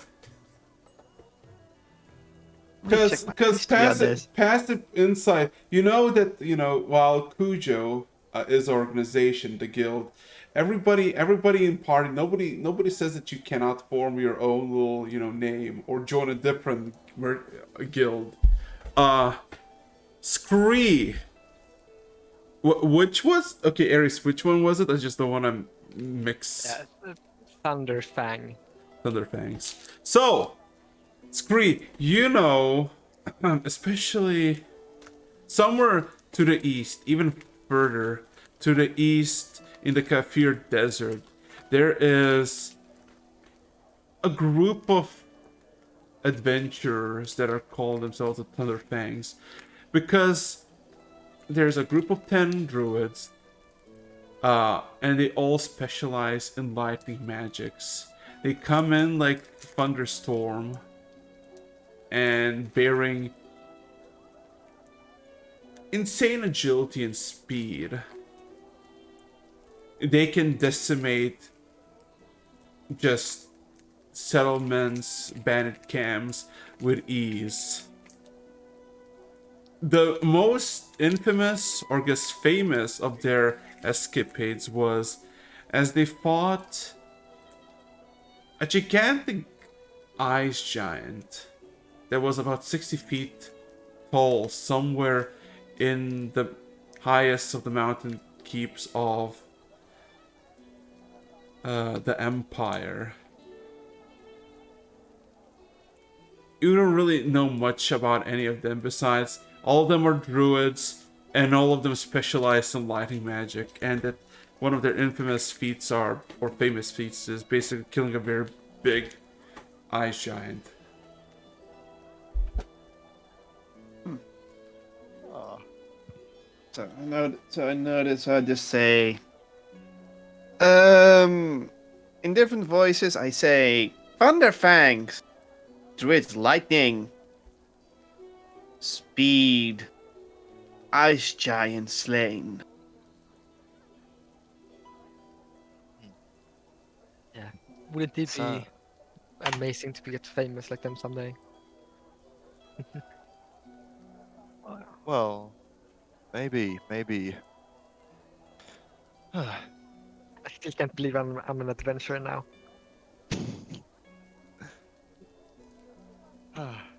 Yeah. It's gonna be an interesting life, that's to be sure. Did you know that it's very common for people my age to become adventurers from my town? Like a lot of the uh, young adults usually leave and then become adventurers and then come back. Like like my dad like my dad did. I could imagine, yeah. Yeah, that but yeah, my dad he only came back after a year, so And that is not a long time. no, not really. There have been people who have been away for hundreds of years before returning. Oh, well, damn. Are you particularly long-lived? Well, the more powerful you get as a druid, the longer your life is. All right, I do. Yeah, I've read something about that. Yeah. Otherwise, I just live like a normal life, I would say. Or maybe a Uh, bit longer than a human. uh, Either way, it just seems kind of lonely to be living for that long. I don't think so. We have many people in the forest, so there's always someone around, and it's a bunch of druids everywhere. Fair point. And the elders, the most long-lived ones, the elders, they usually have like the leadership position, and they usually guide the community and help solving disputes, and sometimes they teach the us younger ones.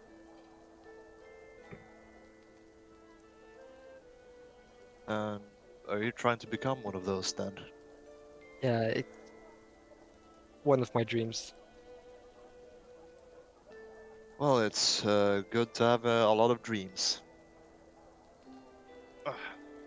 I also want to explore the empire and see what there is to find, Of and help course. people and help people in the empire if I can. Right. Ah. Anyway, are the two of you ready to head out? Yeah, I'm ready. He just gets up and doesn't say anything.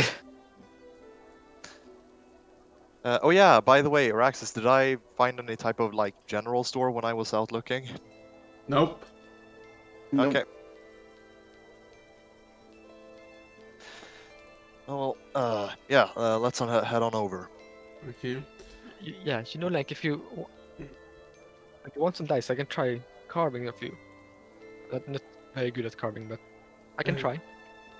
It And, takes if you'd like to, I won't stop you.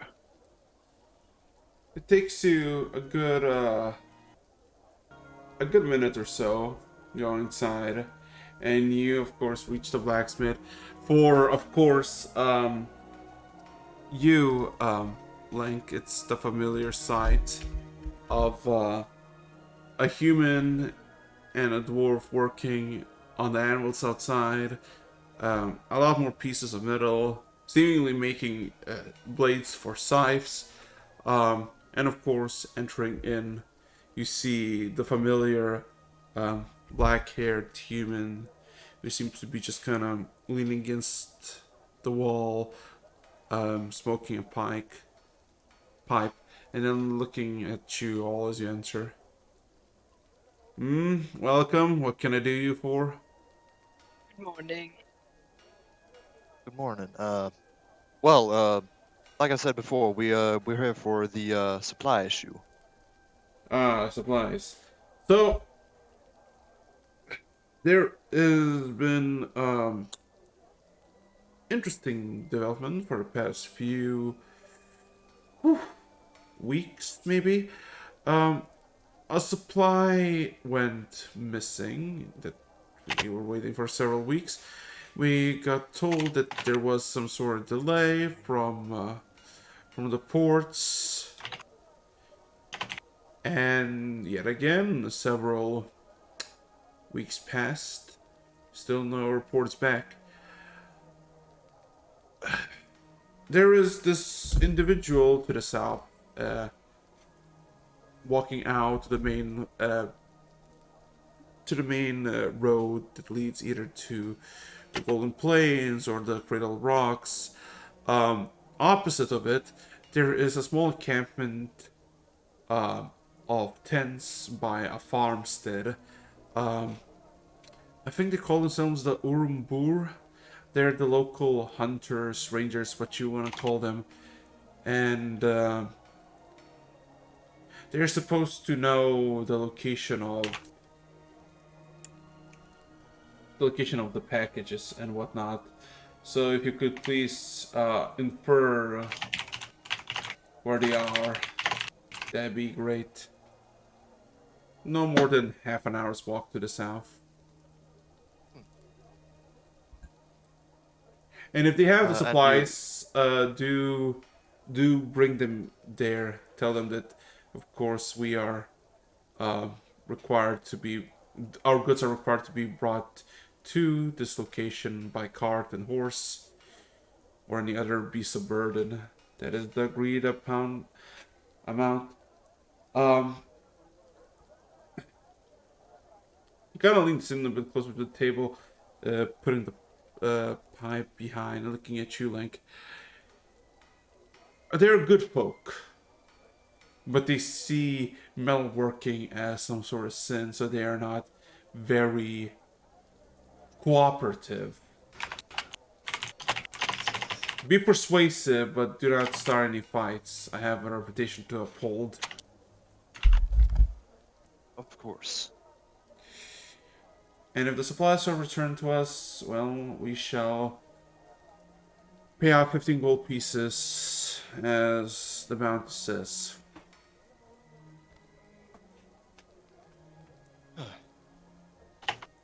Very well. Sounds simple enough. Aris looks around the forge area and scans. He fidgets a bit and looks a bit uncomfortable. And then he turns to the blacksmith and say, is it true that you work with metal? The man just kind of looks around his shop, looking at all the tools, several blades. Yeah, I believe all these weapons are made of metal. He kind of eyes the walls again curiously, then looks at you with curiosity. Aris like stares at the ground, not that like he doesn't even want to look at the tools.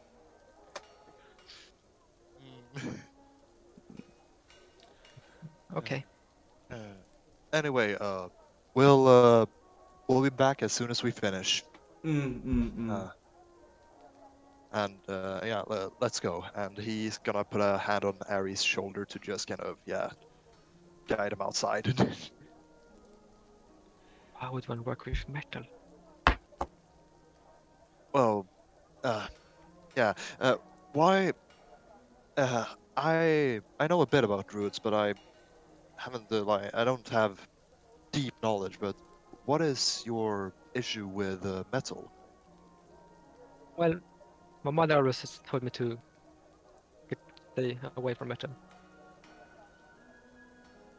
And that's it. Yeah. Uh, you shouldn't touch metal or have any metal. I see. She's very careful about that. Yeah. Not to sound ignorant or anything, but metal is very useful to people. Is all. Like it's more sturdy than any other material, and yeah, that is simply why we use it. Yeah, Like your coins. like our coins. Yeah, it's easy to put a value on something that won't perish. Just enchant trees to do that. Well, I suppose you could, but it would be way more costly to have a mage to do something like that rather than to just have, blacksmiths strike the metal to the shape you want. It seems a bit strange, but like I can think I can understand. Huh. But anyway, like there isn't anything bad about metal in of itself.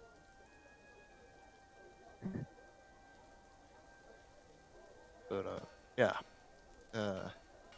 Scree, do you have anything you want to do before we set out? Grease shakes their head. Alrighty. I guess we're headed out then. Mm-mm. Half an hour walk. So takes you half an hour, making your way past basically the road that you basically were taking here, um, into the wider road that is like 80, 90 feet wide that goes east or west, and you came from the west. And opposite side of this road, you see a handful of simple, small, several feet wide paths that lead into, I guess, the forest. There's no like markings, any indications, no buildings from the road. Um, what's your walking order, my good people?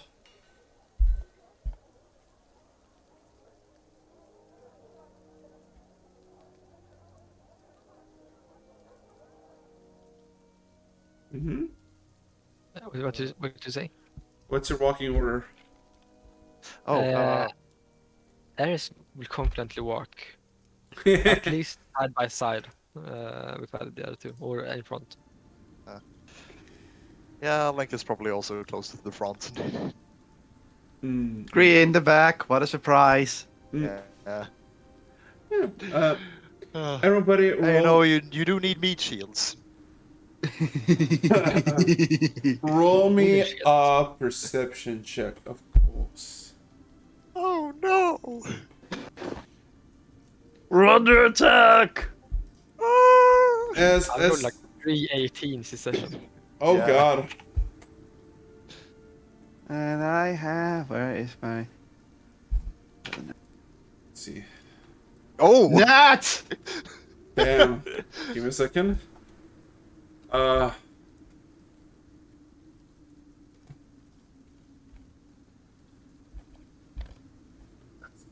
T. I'm gonna just find this. Let's go.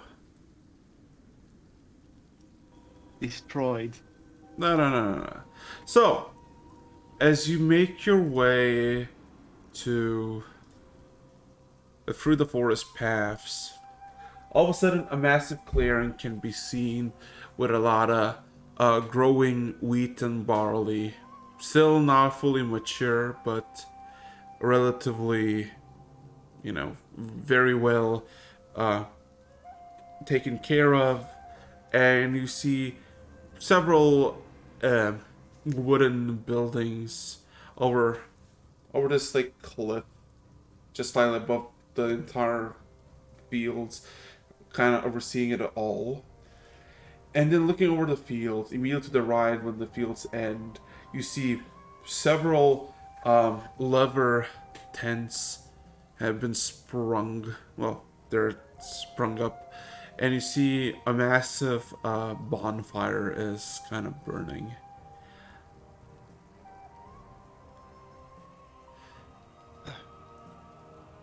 Suppose we've reached the place. Was the bonfire lit? Yes, the bonfire is fully lit. It is still raining. It is still pouring. Is it raining heavily or is it more of a drizzle? More like a drizzle. Yeah. I think at that point, Lank would probably have actually brought out a larger kind of cloak and put a hood up. Mm-mm-mm. But yeah, what would you like to do? Because you got the fields of wheat and barley. You got to the left this house hole on a cliff, and of course you can count like 7 or 8 tents and a massive bonfire to the right. So to feel the heat of the bonfire, so it was close to that. Obviously we're going to the campsite because that's what we were looking for. So let's go. Let's go! So, as you're walking to the campfire, since Kree and Ares, you have the highest perception, you can immediately see humanoids are either in the by the bonfire or in the tent. And as you walk closer, Kree, you see some abnormalities in these people. You see a gnome with bunny ears. You see several elves that have like random stretches of fur along their arms. You see several humans that have very large hands with these kind of pointy, almost claws. And you see a fucking minotaur in one of the tents. Who's kind of sitting, minding his own business, staring at the bonfire, eating just what seems to be a raw boar, maybe. As all of them kind of inspected you come around, and the Minotaur just kind of looks at you, Ares, and says, "Welcome, fellow kin." Thank you. Yeah, this is very nice bonfire you have. It starts like almost a bit transfixed into the fire. Thank you. But what is your business here? It's a bit off beaten path, so there must be a reason why you're here. Yeah, we have a few questions. We have talked with the blacksmith in the town. Pause. Everybody inside. Yeah. Oh, Yeah.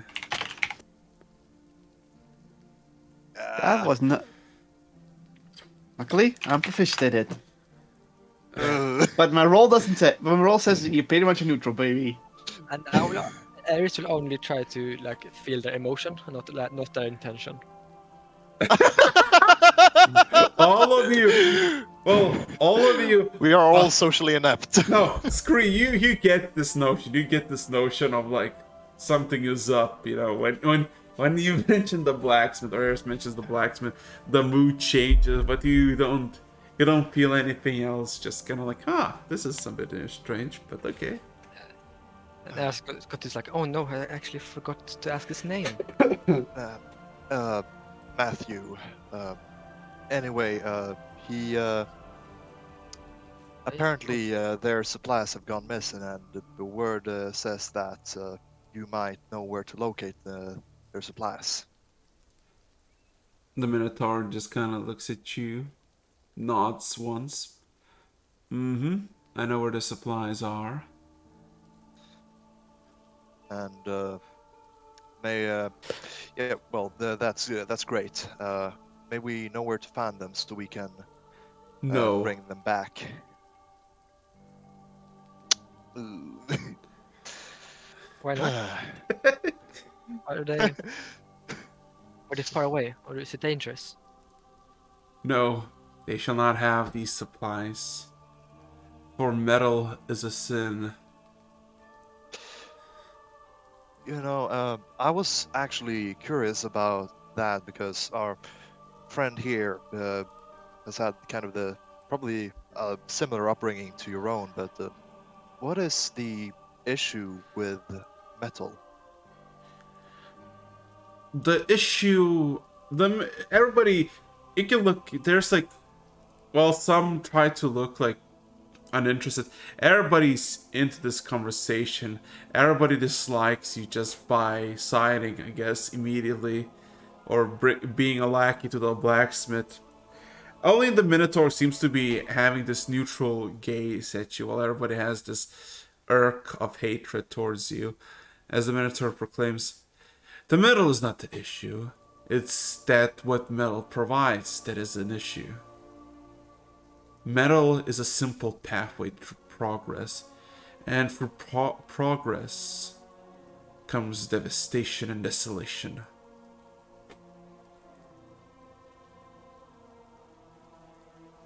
Ooh, I never knew that.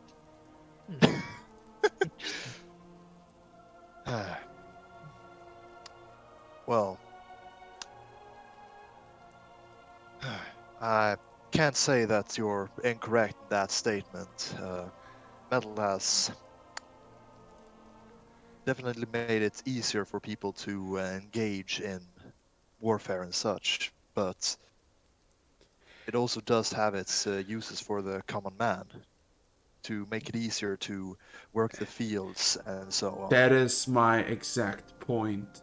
Warfare kills, while farmhands, fishermen, and hunters, they expand, they deforest, they burn.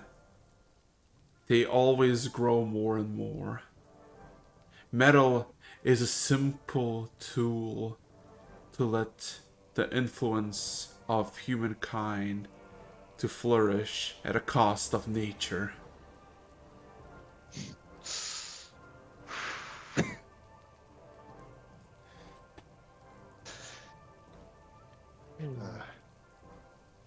But wait, didn't we use?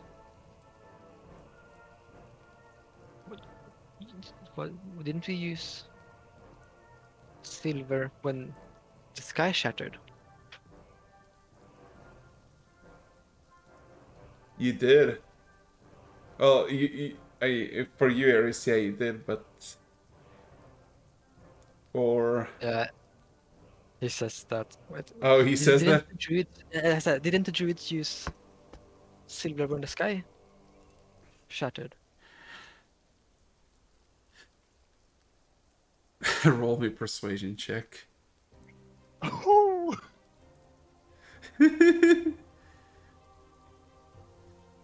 Oh my fucking god! It's kind of Persuaded. as you kind of say the simple fact, everybody kind of looks around each other. You see the gnome all of a sudden kind of tucks his pants a bit heavier as if to like hide something and looking away. Everybody's kind of flabbergasted and that hatred in their eyes just gone. The Minotaur also looks a bit surprised at this. Oh, can it be that sometimes, rarely, it is necessary Wouldn't it be worse to starve to death than for farmers to not be able to work?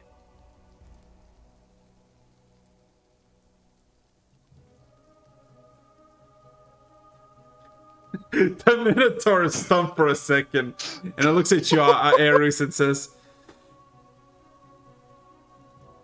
"It's not about if they starve or not. It's about eventually giving enough metal, enough tools. Humanity shall spread through everything. No grove too sacred, no mountain reach too steep. Everything will be destroyed. And when everything is destroyed, there is nowhere else to spread. Where do you think they shall spread?" Yeah, but the Empire has. Doesn't the Empire have promised to let the cradle, let rocks be in peace? With They Empire have, but the Druids of the Rocks have their own schisms. Do you think they wish metal upon their city? No, they do not. They do not wish to tempt the young druids to take upon metal because they realize how simple and easy it is compared to asking nature for power. Asking nature for bounties, for nourishment, for rejuvenation and growth was the ways of the old. Apparently now it's no longer asked, but take what do you think is by your choice, by your own desire, disregarding nature's will. Ares nods along and seems to agree with this statement. Uh, But uh, the people in this town aren't. Most of them aren't druids, from what I've seen. So, from what I've heard, they cannot do what it does, but they cannot enchant trees and communicate with nature. So they don't have any other choice. Is that true? Roll me another persuasion check. In the meantime, Scree relays a message to Lank telepathically. yeah. Remind them that magic is much more devastating. Could you repeat that, please? Same voice.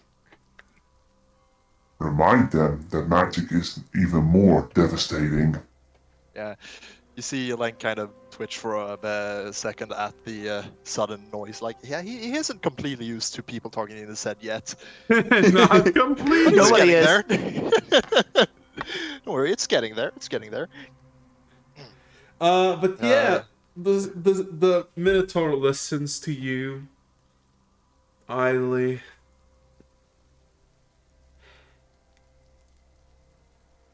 It doesn't matter. The spread needs to be contained. Years ago, there was not a blacksmith here. Now there is. And then what? And next year there's gonna be 2, 3, 4, hundreds of them. Deforesting the forest, mining into the earth, destroying these lands, and for what? For tools to destroy even more lands.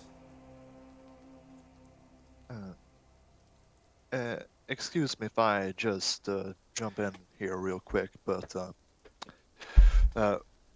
what you say is correct from a perspective, from your perspective, but isn't you essentially stealing these supplies almost something of a trigger to more conflict? Like if you just keeps taking these things, it might Roll- actually. Roll me a persuasion check. Can Let's see, am I I get an advantage in some way? Sure. Yeah, I just really like continue saying that. I think there's other ways to go about this.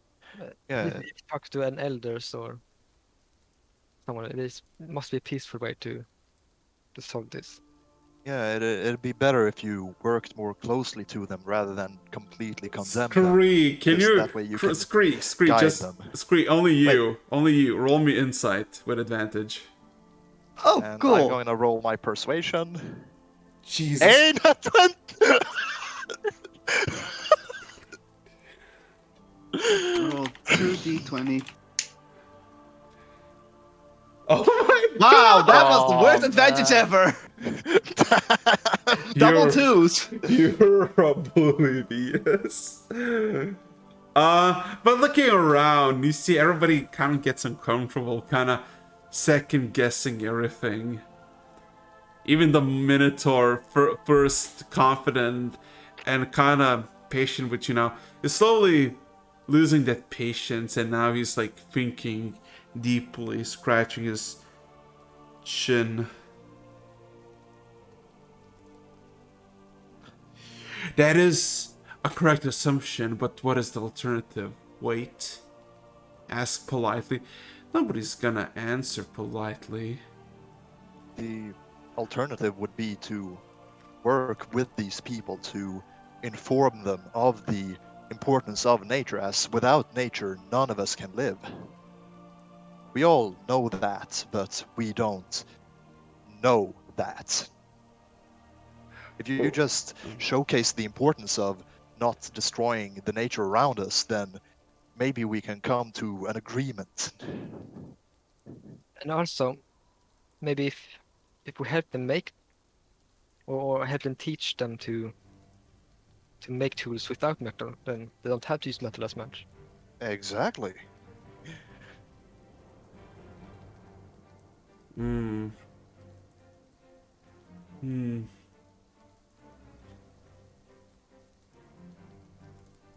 Understood.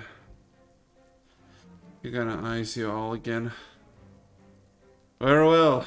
You shall have your supplies back. This was a bold decision that I didn't anticipate it.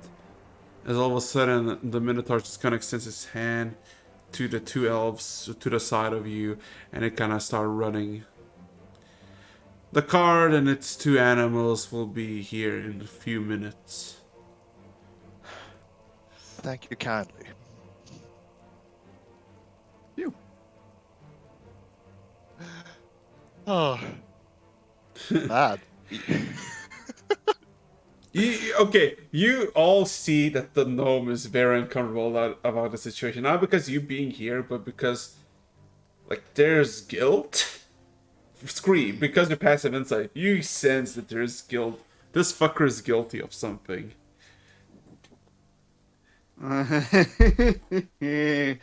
Oh, hiding something. Gotta be fun.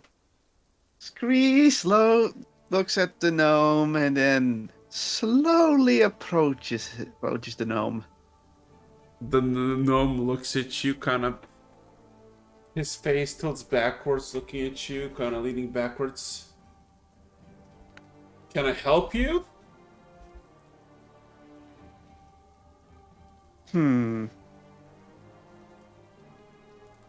I Scree pretty much gives the gnome a look, and then the gnome hears the voice.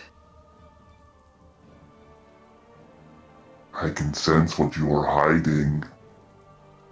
Roll intimidation.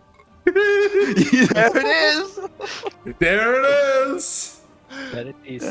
I just look on over and I just imagine, oh 13. no, he's talking in his head. 13. There is sweat pouring down the gnome's face, red as a tomato.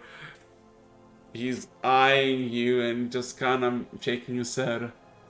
I don't know what anybody of you talking about. You see everybody in the camp just kind of notices the gnome just kind of eyeing him suspiciously.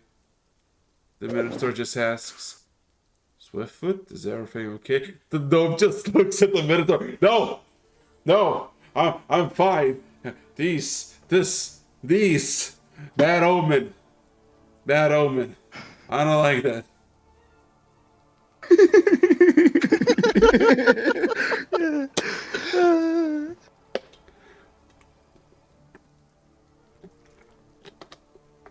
Best come clean. Or else I might haunt you for a while. Oh my god. There's the chaotic evil.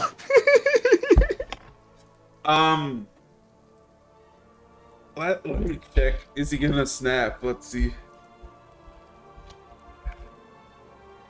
Ooh! Ooh! Oh damn. Okay, okay, fine. He screams out. Everybody kind of looks surprised at him, and then he kind of tucks his he tucks upwards his shirt and kind of gets his hand into his pants. And a few seconds after, he kind of just gets like this small pouch, just tosses to all three of you. And as soon as the pouch hits the ground, you can hear coins. Oh. Link is gonna reach down and kind of pick it up, open it up. There's silver. You can count 26 pieces of silver. 26 silver. 26. Yeah. I mean, this is nothing to feel ashamed of. I mean, it does glitter very prettily. The gnome just looks at everybody else. Everybody else now eyes him. It says, no. It's against the werebeasts. And one of the elves that has like the patches of fur. Oh, so against us. The gnome's like, no, what I mean. That's not what I mean. As you see, the two other elves that went off now, you hear two very normal, healthy horses just kind of stroll up with this carriage that is filled with the brim with crates and several drapes of cloth.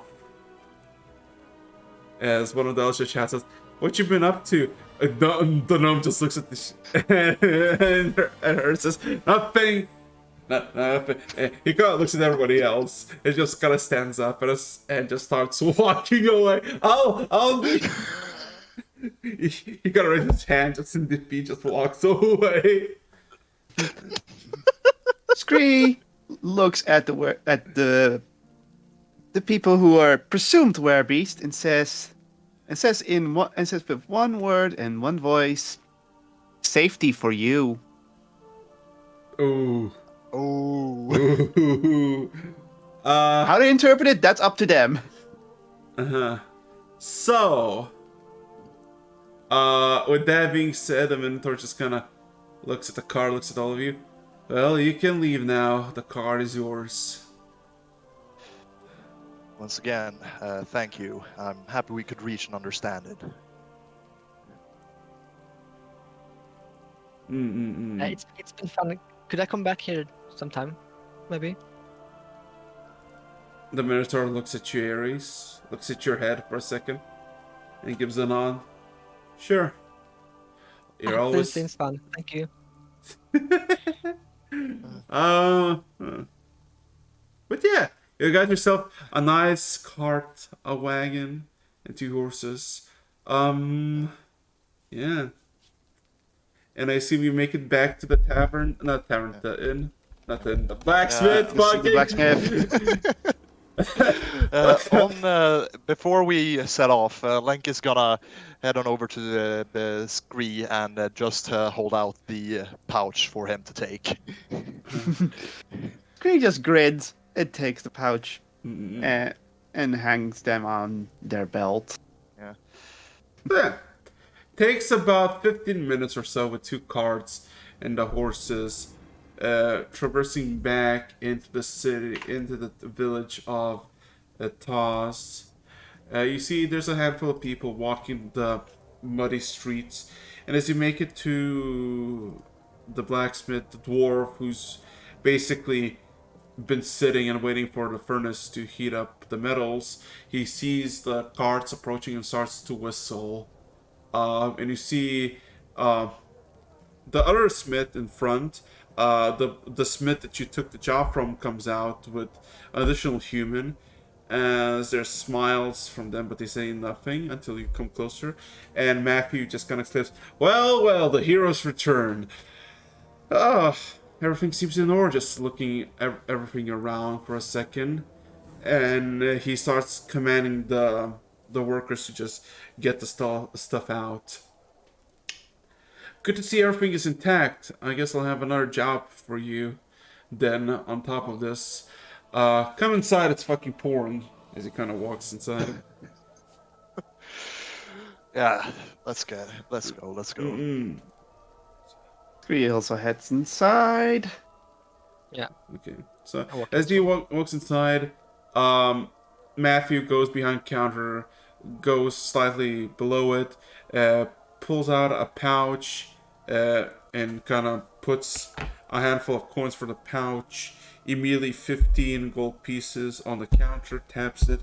This is yours. The car will be basically empty, maybe in like 3 hours. And then, if you wish to earn some more gold, 5 gold up front, I'll need you to return the car to Cradle Rocks. It's about 2 days of traveling, maybe 3 with this weather, on horses with the cart, and I would give you the location where you need to take it to the stables, which specific ones, and yes, 5 gold pieces for that up front, of course. So yeah, I think we're more or less finished here anyway. So we could probably take it in the morning. First Alrighty, thing. alrighty. I'll notify that. I'll keep the horses then fed and make sure they have something to eat for the next day or so. But yeah, thank you for, I guess, your cooperation for bringing the supplies. He kind of scratches his head, looking around. If you wanna get some metal weaponry or, I don't know, shovels, picks, hammers, basic No, tools for basic needs. no, thank you. You got notes. I don't know. A shovel might be good to have.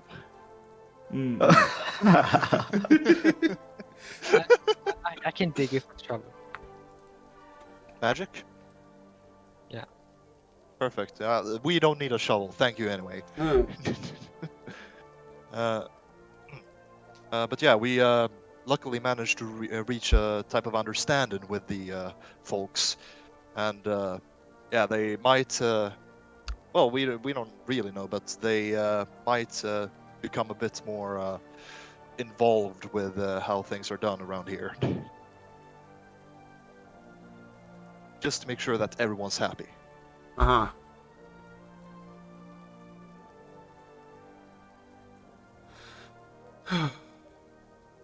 Wait, They said that they might help out. Yeah. wait. What was that again? What? They might help out. The previous, because I think I misheard you Oh. completely. Oh yeah, no, but they might get more involved, with the people in town just to keep themselves and the town happy without like stepping on anyone's toes. Oh. Yeah, don't worry about it. It's fine. They just need the basic tools, and I guess we're gonna make the basic tools. Yeah. So tomorrow I got some work for you with the cart, and that's it pretty much for me. So, good luck with your endeavors, I guess. And as he kind of starts going outside and just grabs a box and just starts carrying inside materials.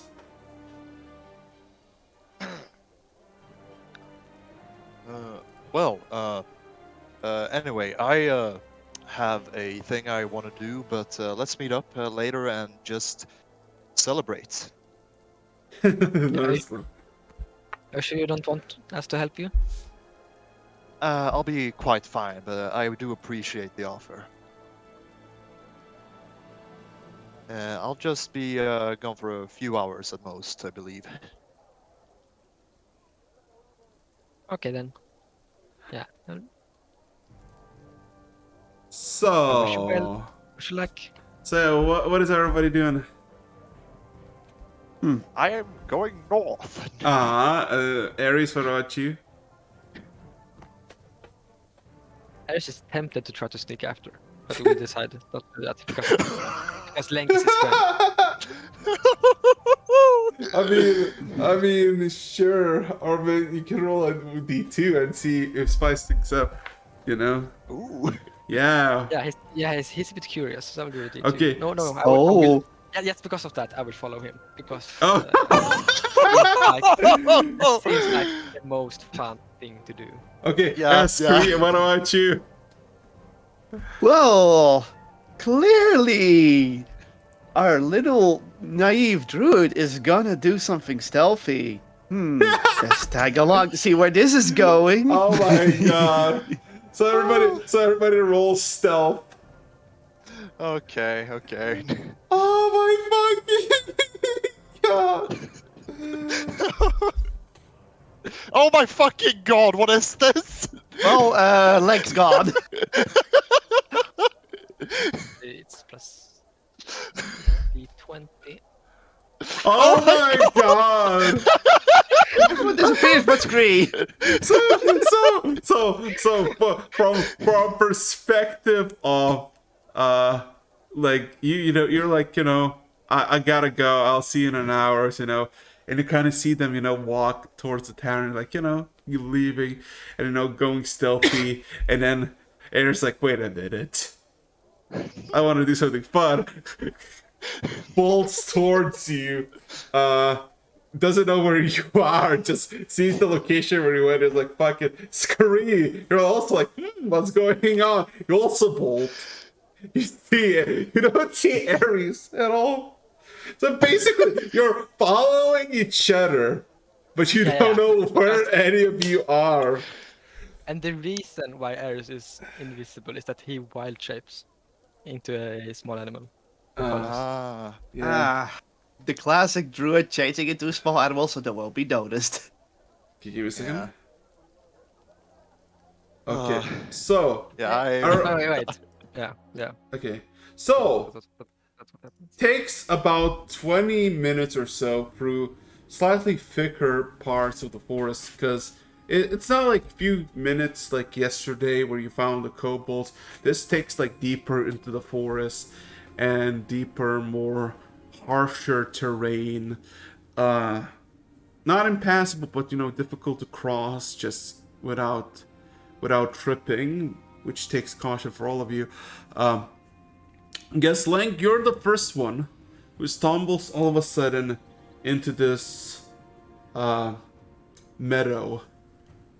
And in the meadow you see a straw twig house. More like a hut, actually. Very, like, if somebody had a wooden foundation in the house, but it got destroyed, except for the foundation, and somebody built something on top of it. That's how it looks. On top of it, you see a campfire outside with a small little cauldron brewing. And you feel that the winds have picked up, but also the terrain has stopped, as now it's about noon and it's clear skies. So, how would you like to approach? Because you know exactly what you need to do, and you're not like casually walking. You're taking advantage of the tall grass and basically going. So how would you try to approach this? Well, first off, he would do a a wide circle around the house, like try to find if there are any windows without like getting too close. Probably sticking to the tree line, Looking, just to see if there, like, Yeah. to see if there's anyone inside. Passive. You know what? Perception check. You? Ares, you just see this, like. Oh no, there's no one inside. No, you can see there are windows, but they're not windows. They're more like holes made in the thatch. And you see, like, you don't see anybody moving or anything. Everything seems to be quiet. Ares though, Thank you, Gates. yeah. Ares though, you all of a sudden from the forest into the meadow, and you see this, thatched house on just a bit of a high ground, with a campfire.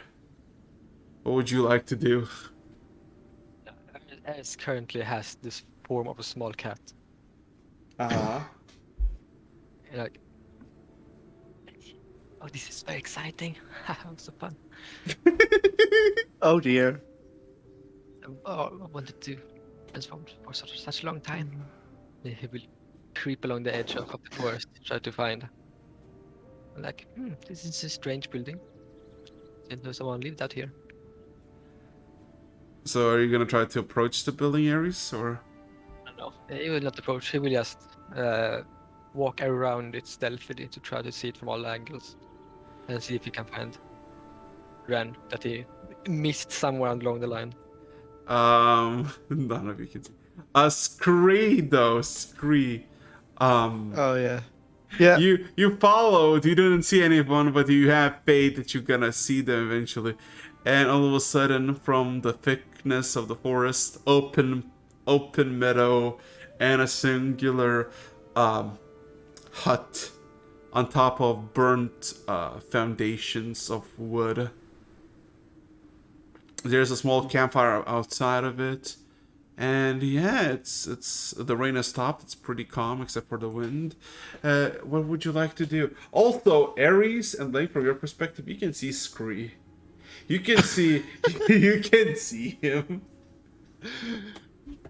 At that point, Link is just gonna be, oh fuck, why did he? Oh god, he had to follow me. That fucking idiot. Oh. Well, Scree will decide to duck away into a bush and observe, because clearly I don't want to be seen right now, and I don't want to get too close to the house because this is too odd. It can be dangerous. Let's hide. Okay, you see the Kenku Link is observing the surrounding, and all of a sudden takes the nearest bush and just fucking goes into it. Link is probably just gonna start heading towards that bush, like sneak up behind Scree. Yeah, it takes a bit of time, but yeah, you can get.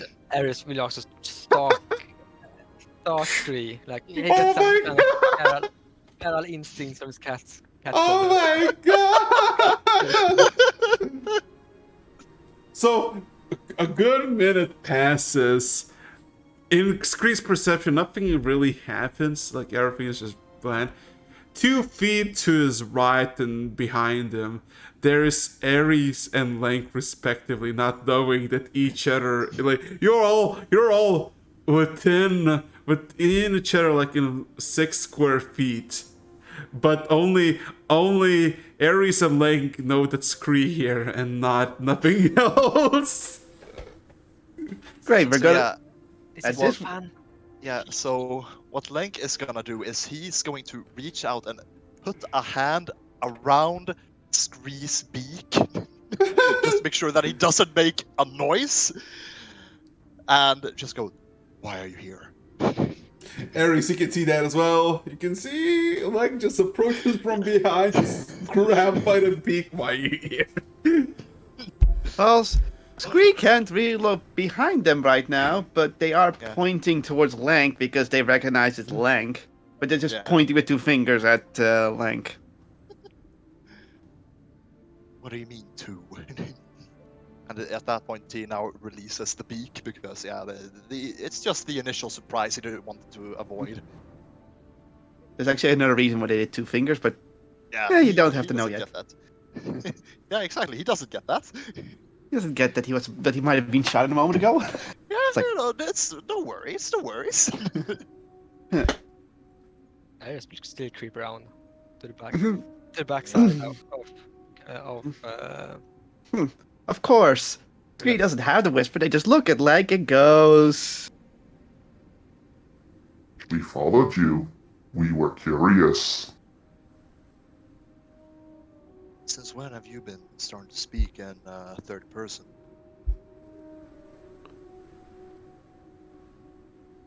At that moment, Aris jumps on the foot of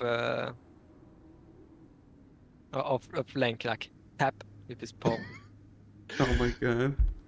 He kind of jumps a bit, looks down, sees this cat. You see a small brown, very smug-looking cat. He picks Ares up by the scruff of the neck, making his body go limp.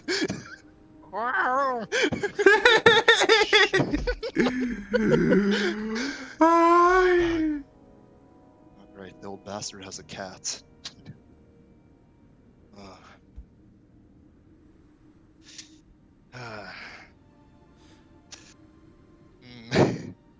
Yeah, kind of just really intently stares at the cat before It stares- carefully putting it back down. Yeah, the cat stares back without blinking. But Puts it you down, gives it almost a few pets to keep it calm. You almost get the impression that the cat was looking at you. Feeling a bit smug.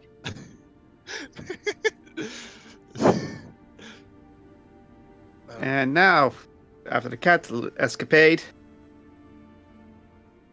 Not third person. Ares is here too. Where? and then you see Scree shrugging, like, I don't know. Oh god. If Ares is here, this can become even more of an issue, really. It's just a cat purrs and like close against your leg. Pass cat. Oh god. Hmm. Anyway, yeah, I might just have to stick around until we find him in that case, because you two shouldn't be here. And then Scree just once does another shrug and just looks around. see if they can Perception, find, everybody. Perception, everybody. Can I no, use, I'm... can I use smell to perceive? No. Hey! Then you spell Scree. Congratulations, they're smelly. I have +3 perception as a cat. You use your own mental Oh stats, my though. god. So all Yeah, of you, it as might- you're having like this discussion, all of a sudden you hear this clank of metal on metal. As looking the source you see in the meadow, in the little thatched house, a sleek, or I guess very small framed, very scrawny looking elf seems to be opening his cauldron, taking a whiff of it, getting a ladle, stirring something, taking a drink from it, looks around a bit just in the meadow, stretches for a bit, yawns, and walks back inside.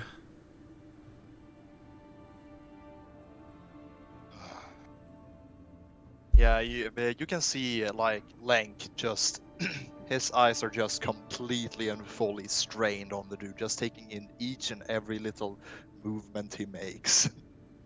Just trying to kind of read. Can I try to like read his capabilities? No. in like physical capabilities. Okay. No. Ares will be with curious and run forward as cat to the hut. No. Can I Well, try to grab him before he runs out? Well, you think Dex.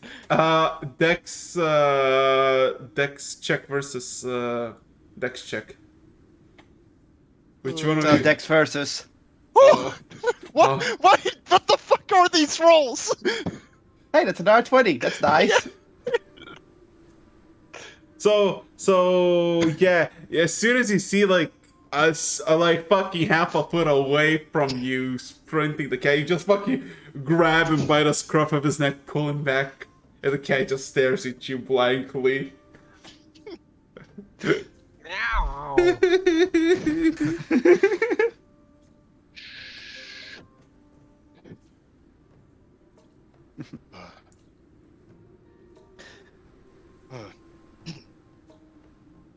Anyway, I think we ought to look around for Ares really quick, and then you will leave. Ares giggles instead. This is so fun. No. Fucking hell. Screen looks around, then looks at him and goes, If I can see them, I will make sure that we get back. Right. Because thing is, I can't do my job while the two of you are here. Screen just rolls their eyes under the hood and then nods. Good. Now, let's just do a quick sweep. And at this point, Leg is just gonna, try to just hold the cat in his arms, just petting it to make sure, stay calm, don't run away. Looking for Ares. Looking for Ares. You find no one. Yeah. Ares is loudly purring in your arms right now. Yeah. So yeah. Oh god. After meeting back up, he's just gonna sigh. Well, maybe he didn't manage to track us down properly. So here, take this cat and go back. Hey, cat, you want to witness a murder?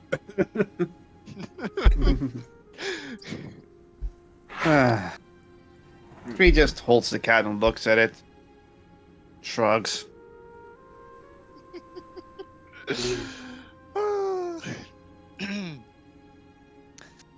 Right. Now leave. Off you go. Screen, Shoo shoo. Screen nods in understanding and decides to head back south with Are the you- cat. With the cat, okay. Yeah. Oh yeah. He before they leave, Lank is also just gonna tell them that he'll probably be back by nightfall. Screen just nods and just Okay. gives him a look of do whatever. So how are you gonna approach Lank? Let's hear it. Yeah, first of all, he is going to wait for like probably around. He's just going to wait for now. Just stay hidden, and well, actually, yeah, because you said the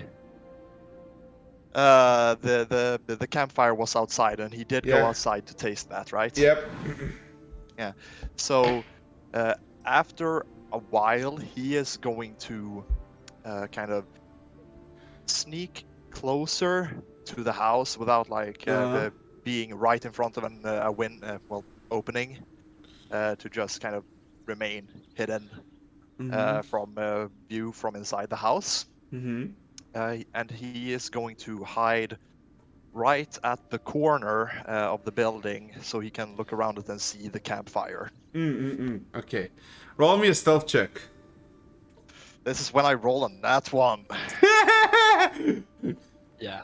You spilled the famous. Oh, 24.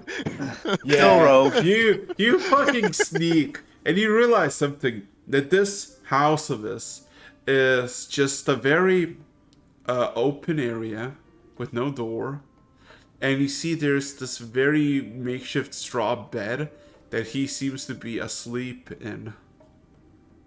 Oh, Yeah, well, that's perfect. that's perfect. Draws knife. I mean, Do I have- yeah. Passive perception, though, you see a lot of herbs, a lot of books, a lot of smudges of ink and paper on this makeshift table. Also, the cauldron smells awful. Yeah, he's gonna like pull up his cloak a bit so that he doesn't breathe the fumes indirectly, because who knows, that might actually be poison. Okay, Apple. Okay. Yes. Yeah, and he is going to get closer to the elf, and Uh-huh. yeah, since He he's sleeping, this is gonna be a quick job. He pulls out his rapier and he's going to stab him. we're gonna stab him. Yeah, you know, this is my job. No, where? Where? I just wanna. Oh, I was aiming. I was thinking, just like a straight through the throat kind of deal. Ooh. Oh. Ooh. Roll to hit with advantage. Yeah. Let's see here. I think I have. Let's see here. Yeah, that's just a +5. This. Watch me fuck this up instead.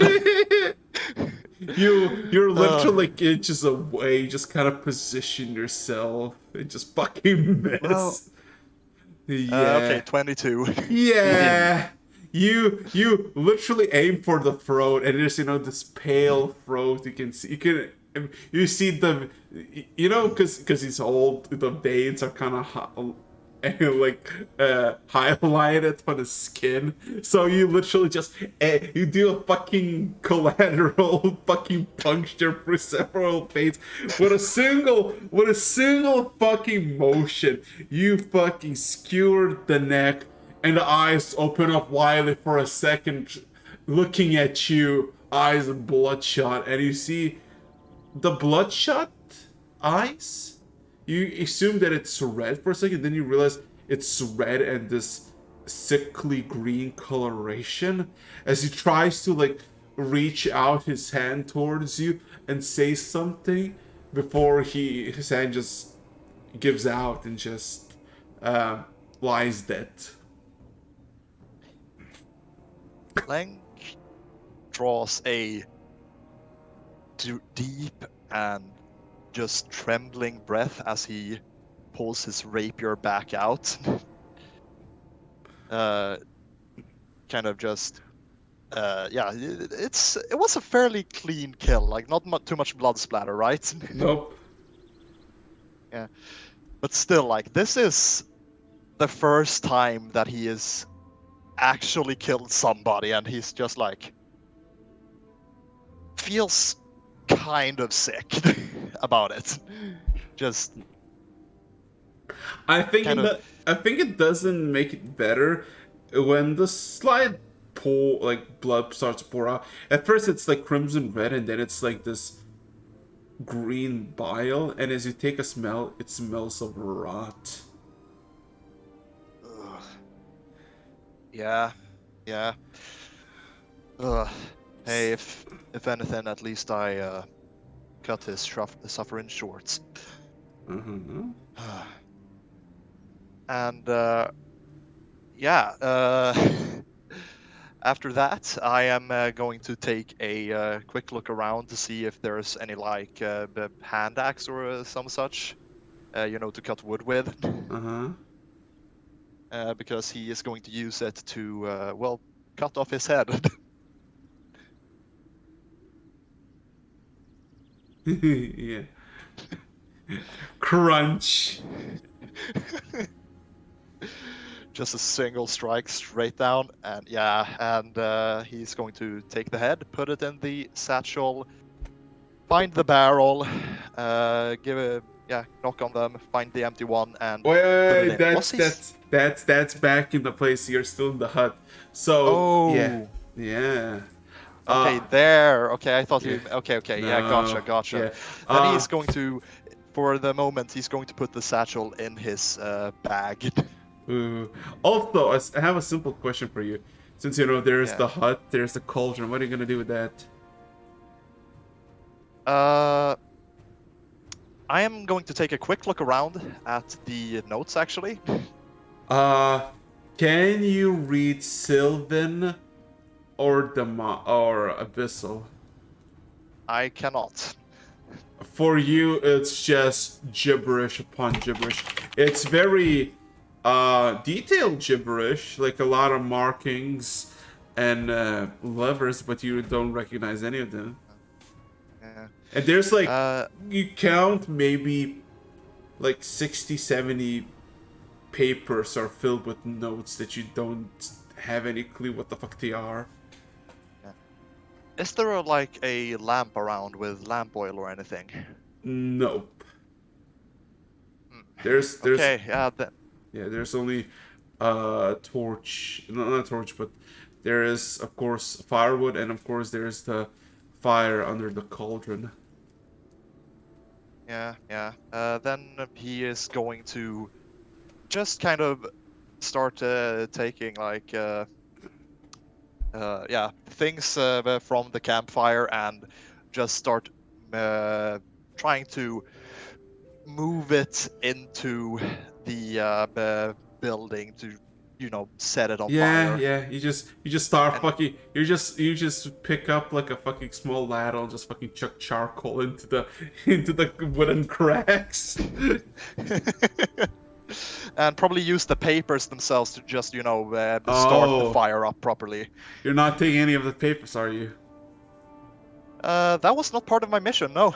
Let's go. So yeah, using these papers, whatever they might be, with as kindling, you set up the hut, and in a good minute or so from beginning, the bed that the headless body is slowly but surely catching on fire, and the whole hut is kind of just starting bellowing out blackish smoke. What of the cauldron, though? I am probably just going to. No, it smells awful. Yeah. And he looked really fucking bad. I think that. Do I you- am going do you to wanna- do during you- the fire because I could just toss it into the fire because that won't just put it out, right?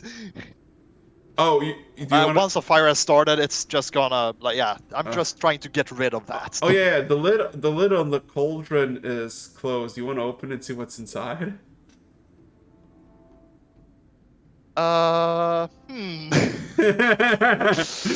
Would you like? Me as a player don't, but Link as a character would just once again block his mouth and nostrils with his cloak.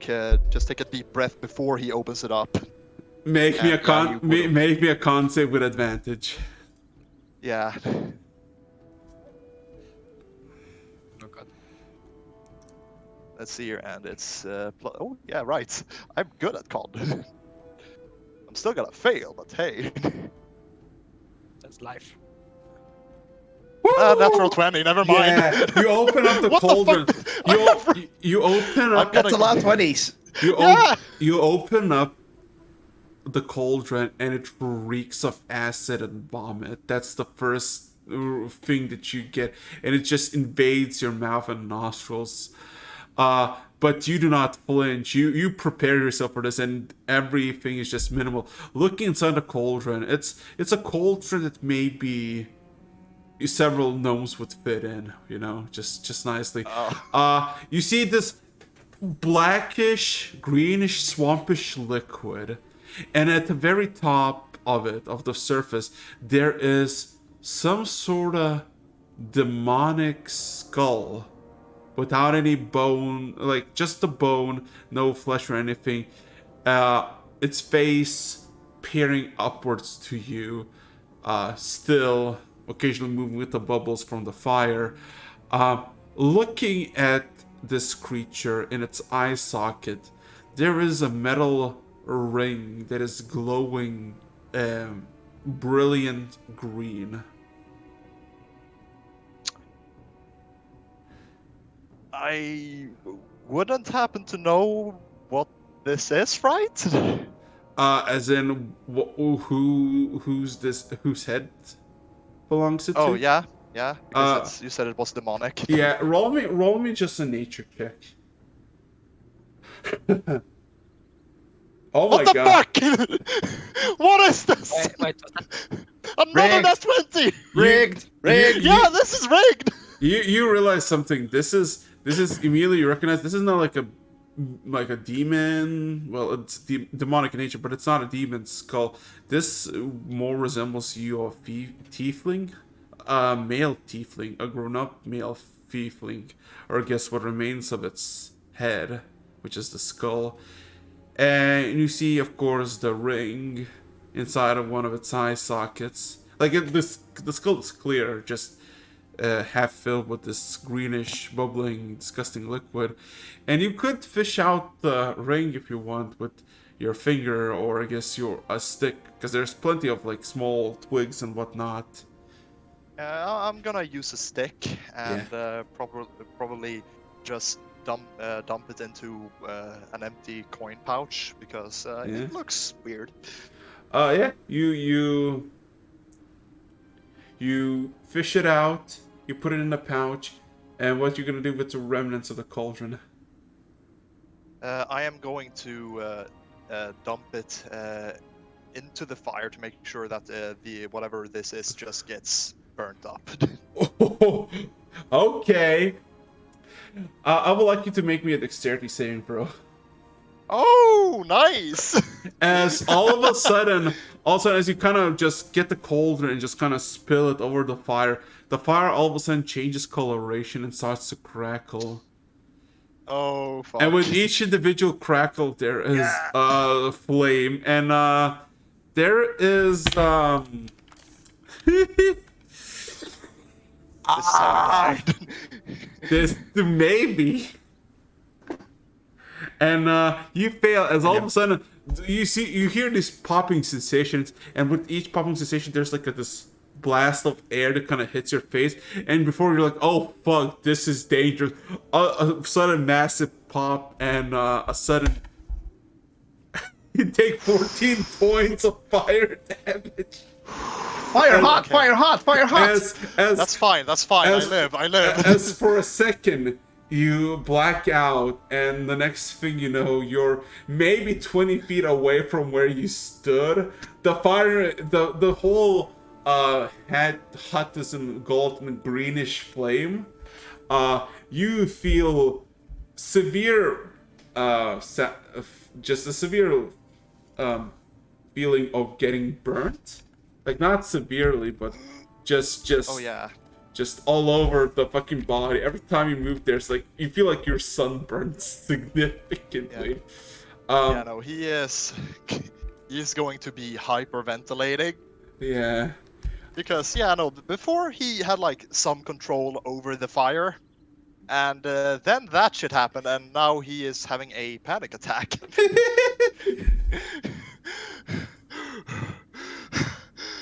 Just laying on the ground, just kind of trying to. Yeah, he's just fucking hitting the ground. And he's going to be like that for, as he just kind of. He's going to be like that for a while. Okay. In that case, I think this is a good way to end the stream. Yeah. 'Cause it didn't- The last Yeah. question. Would the two of us have heard this explosion?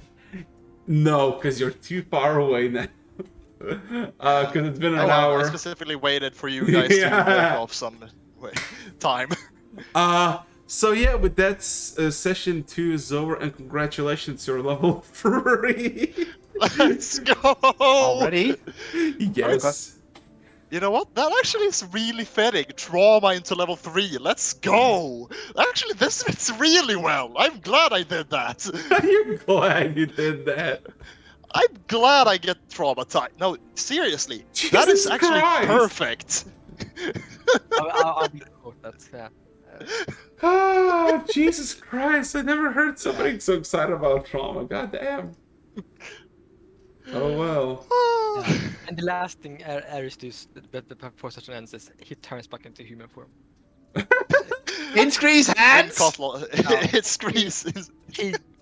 He jumps from your hands like Rigo's Yeah, I hand. was holding you tight. I was just holding you in my arms. Like you can jump on it Oh. every time. I literally did it on purpose. That if the cat falls out, then Scree has a reason to return. Yeah. Hmm. Uh, He So, jumps yeah. out.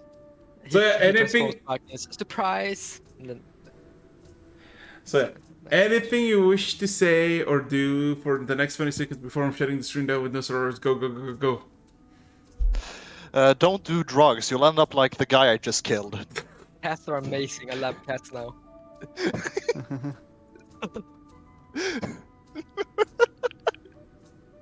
Oh You should love boy. cats.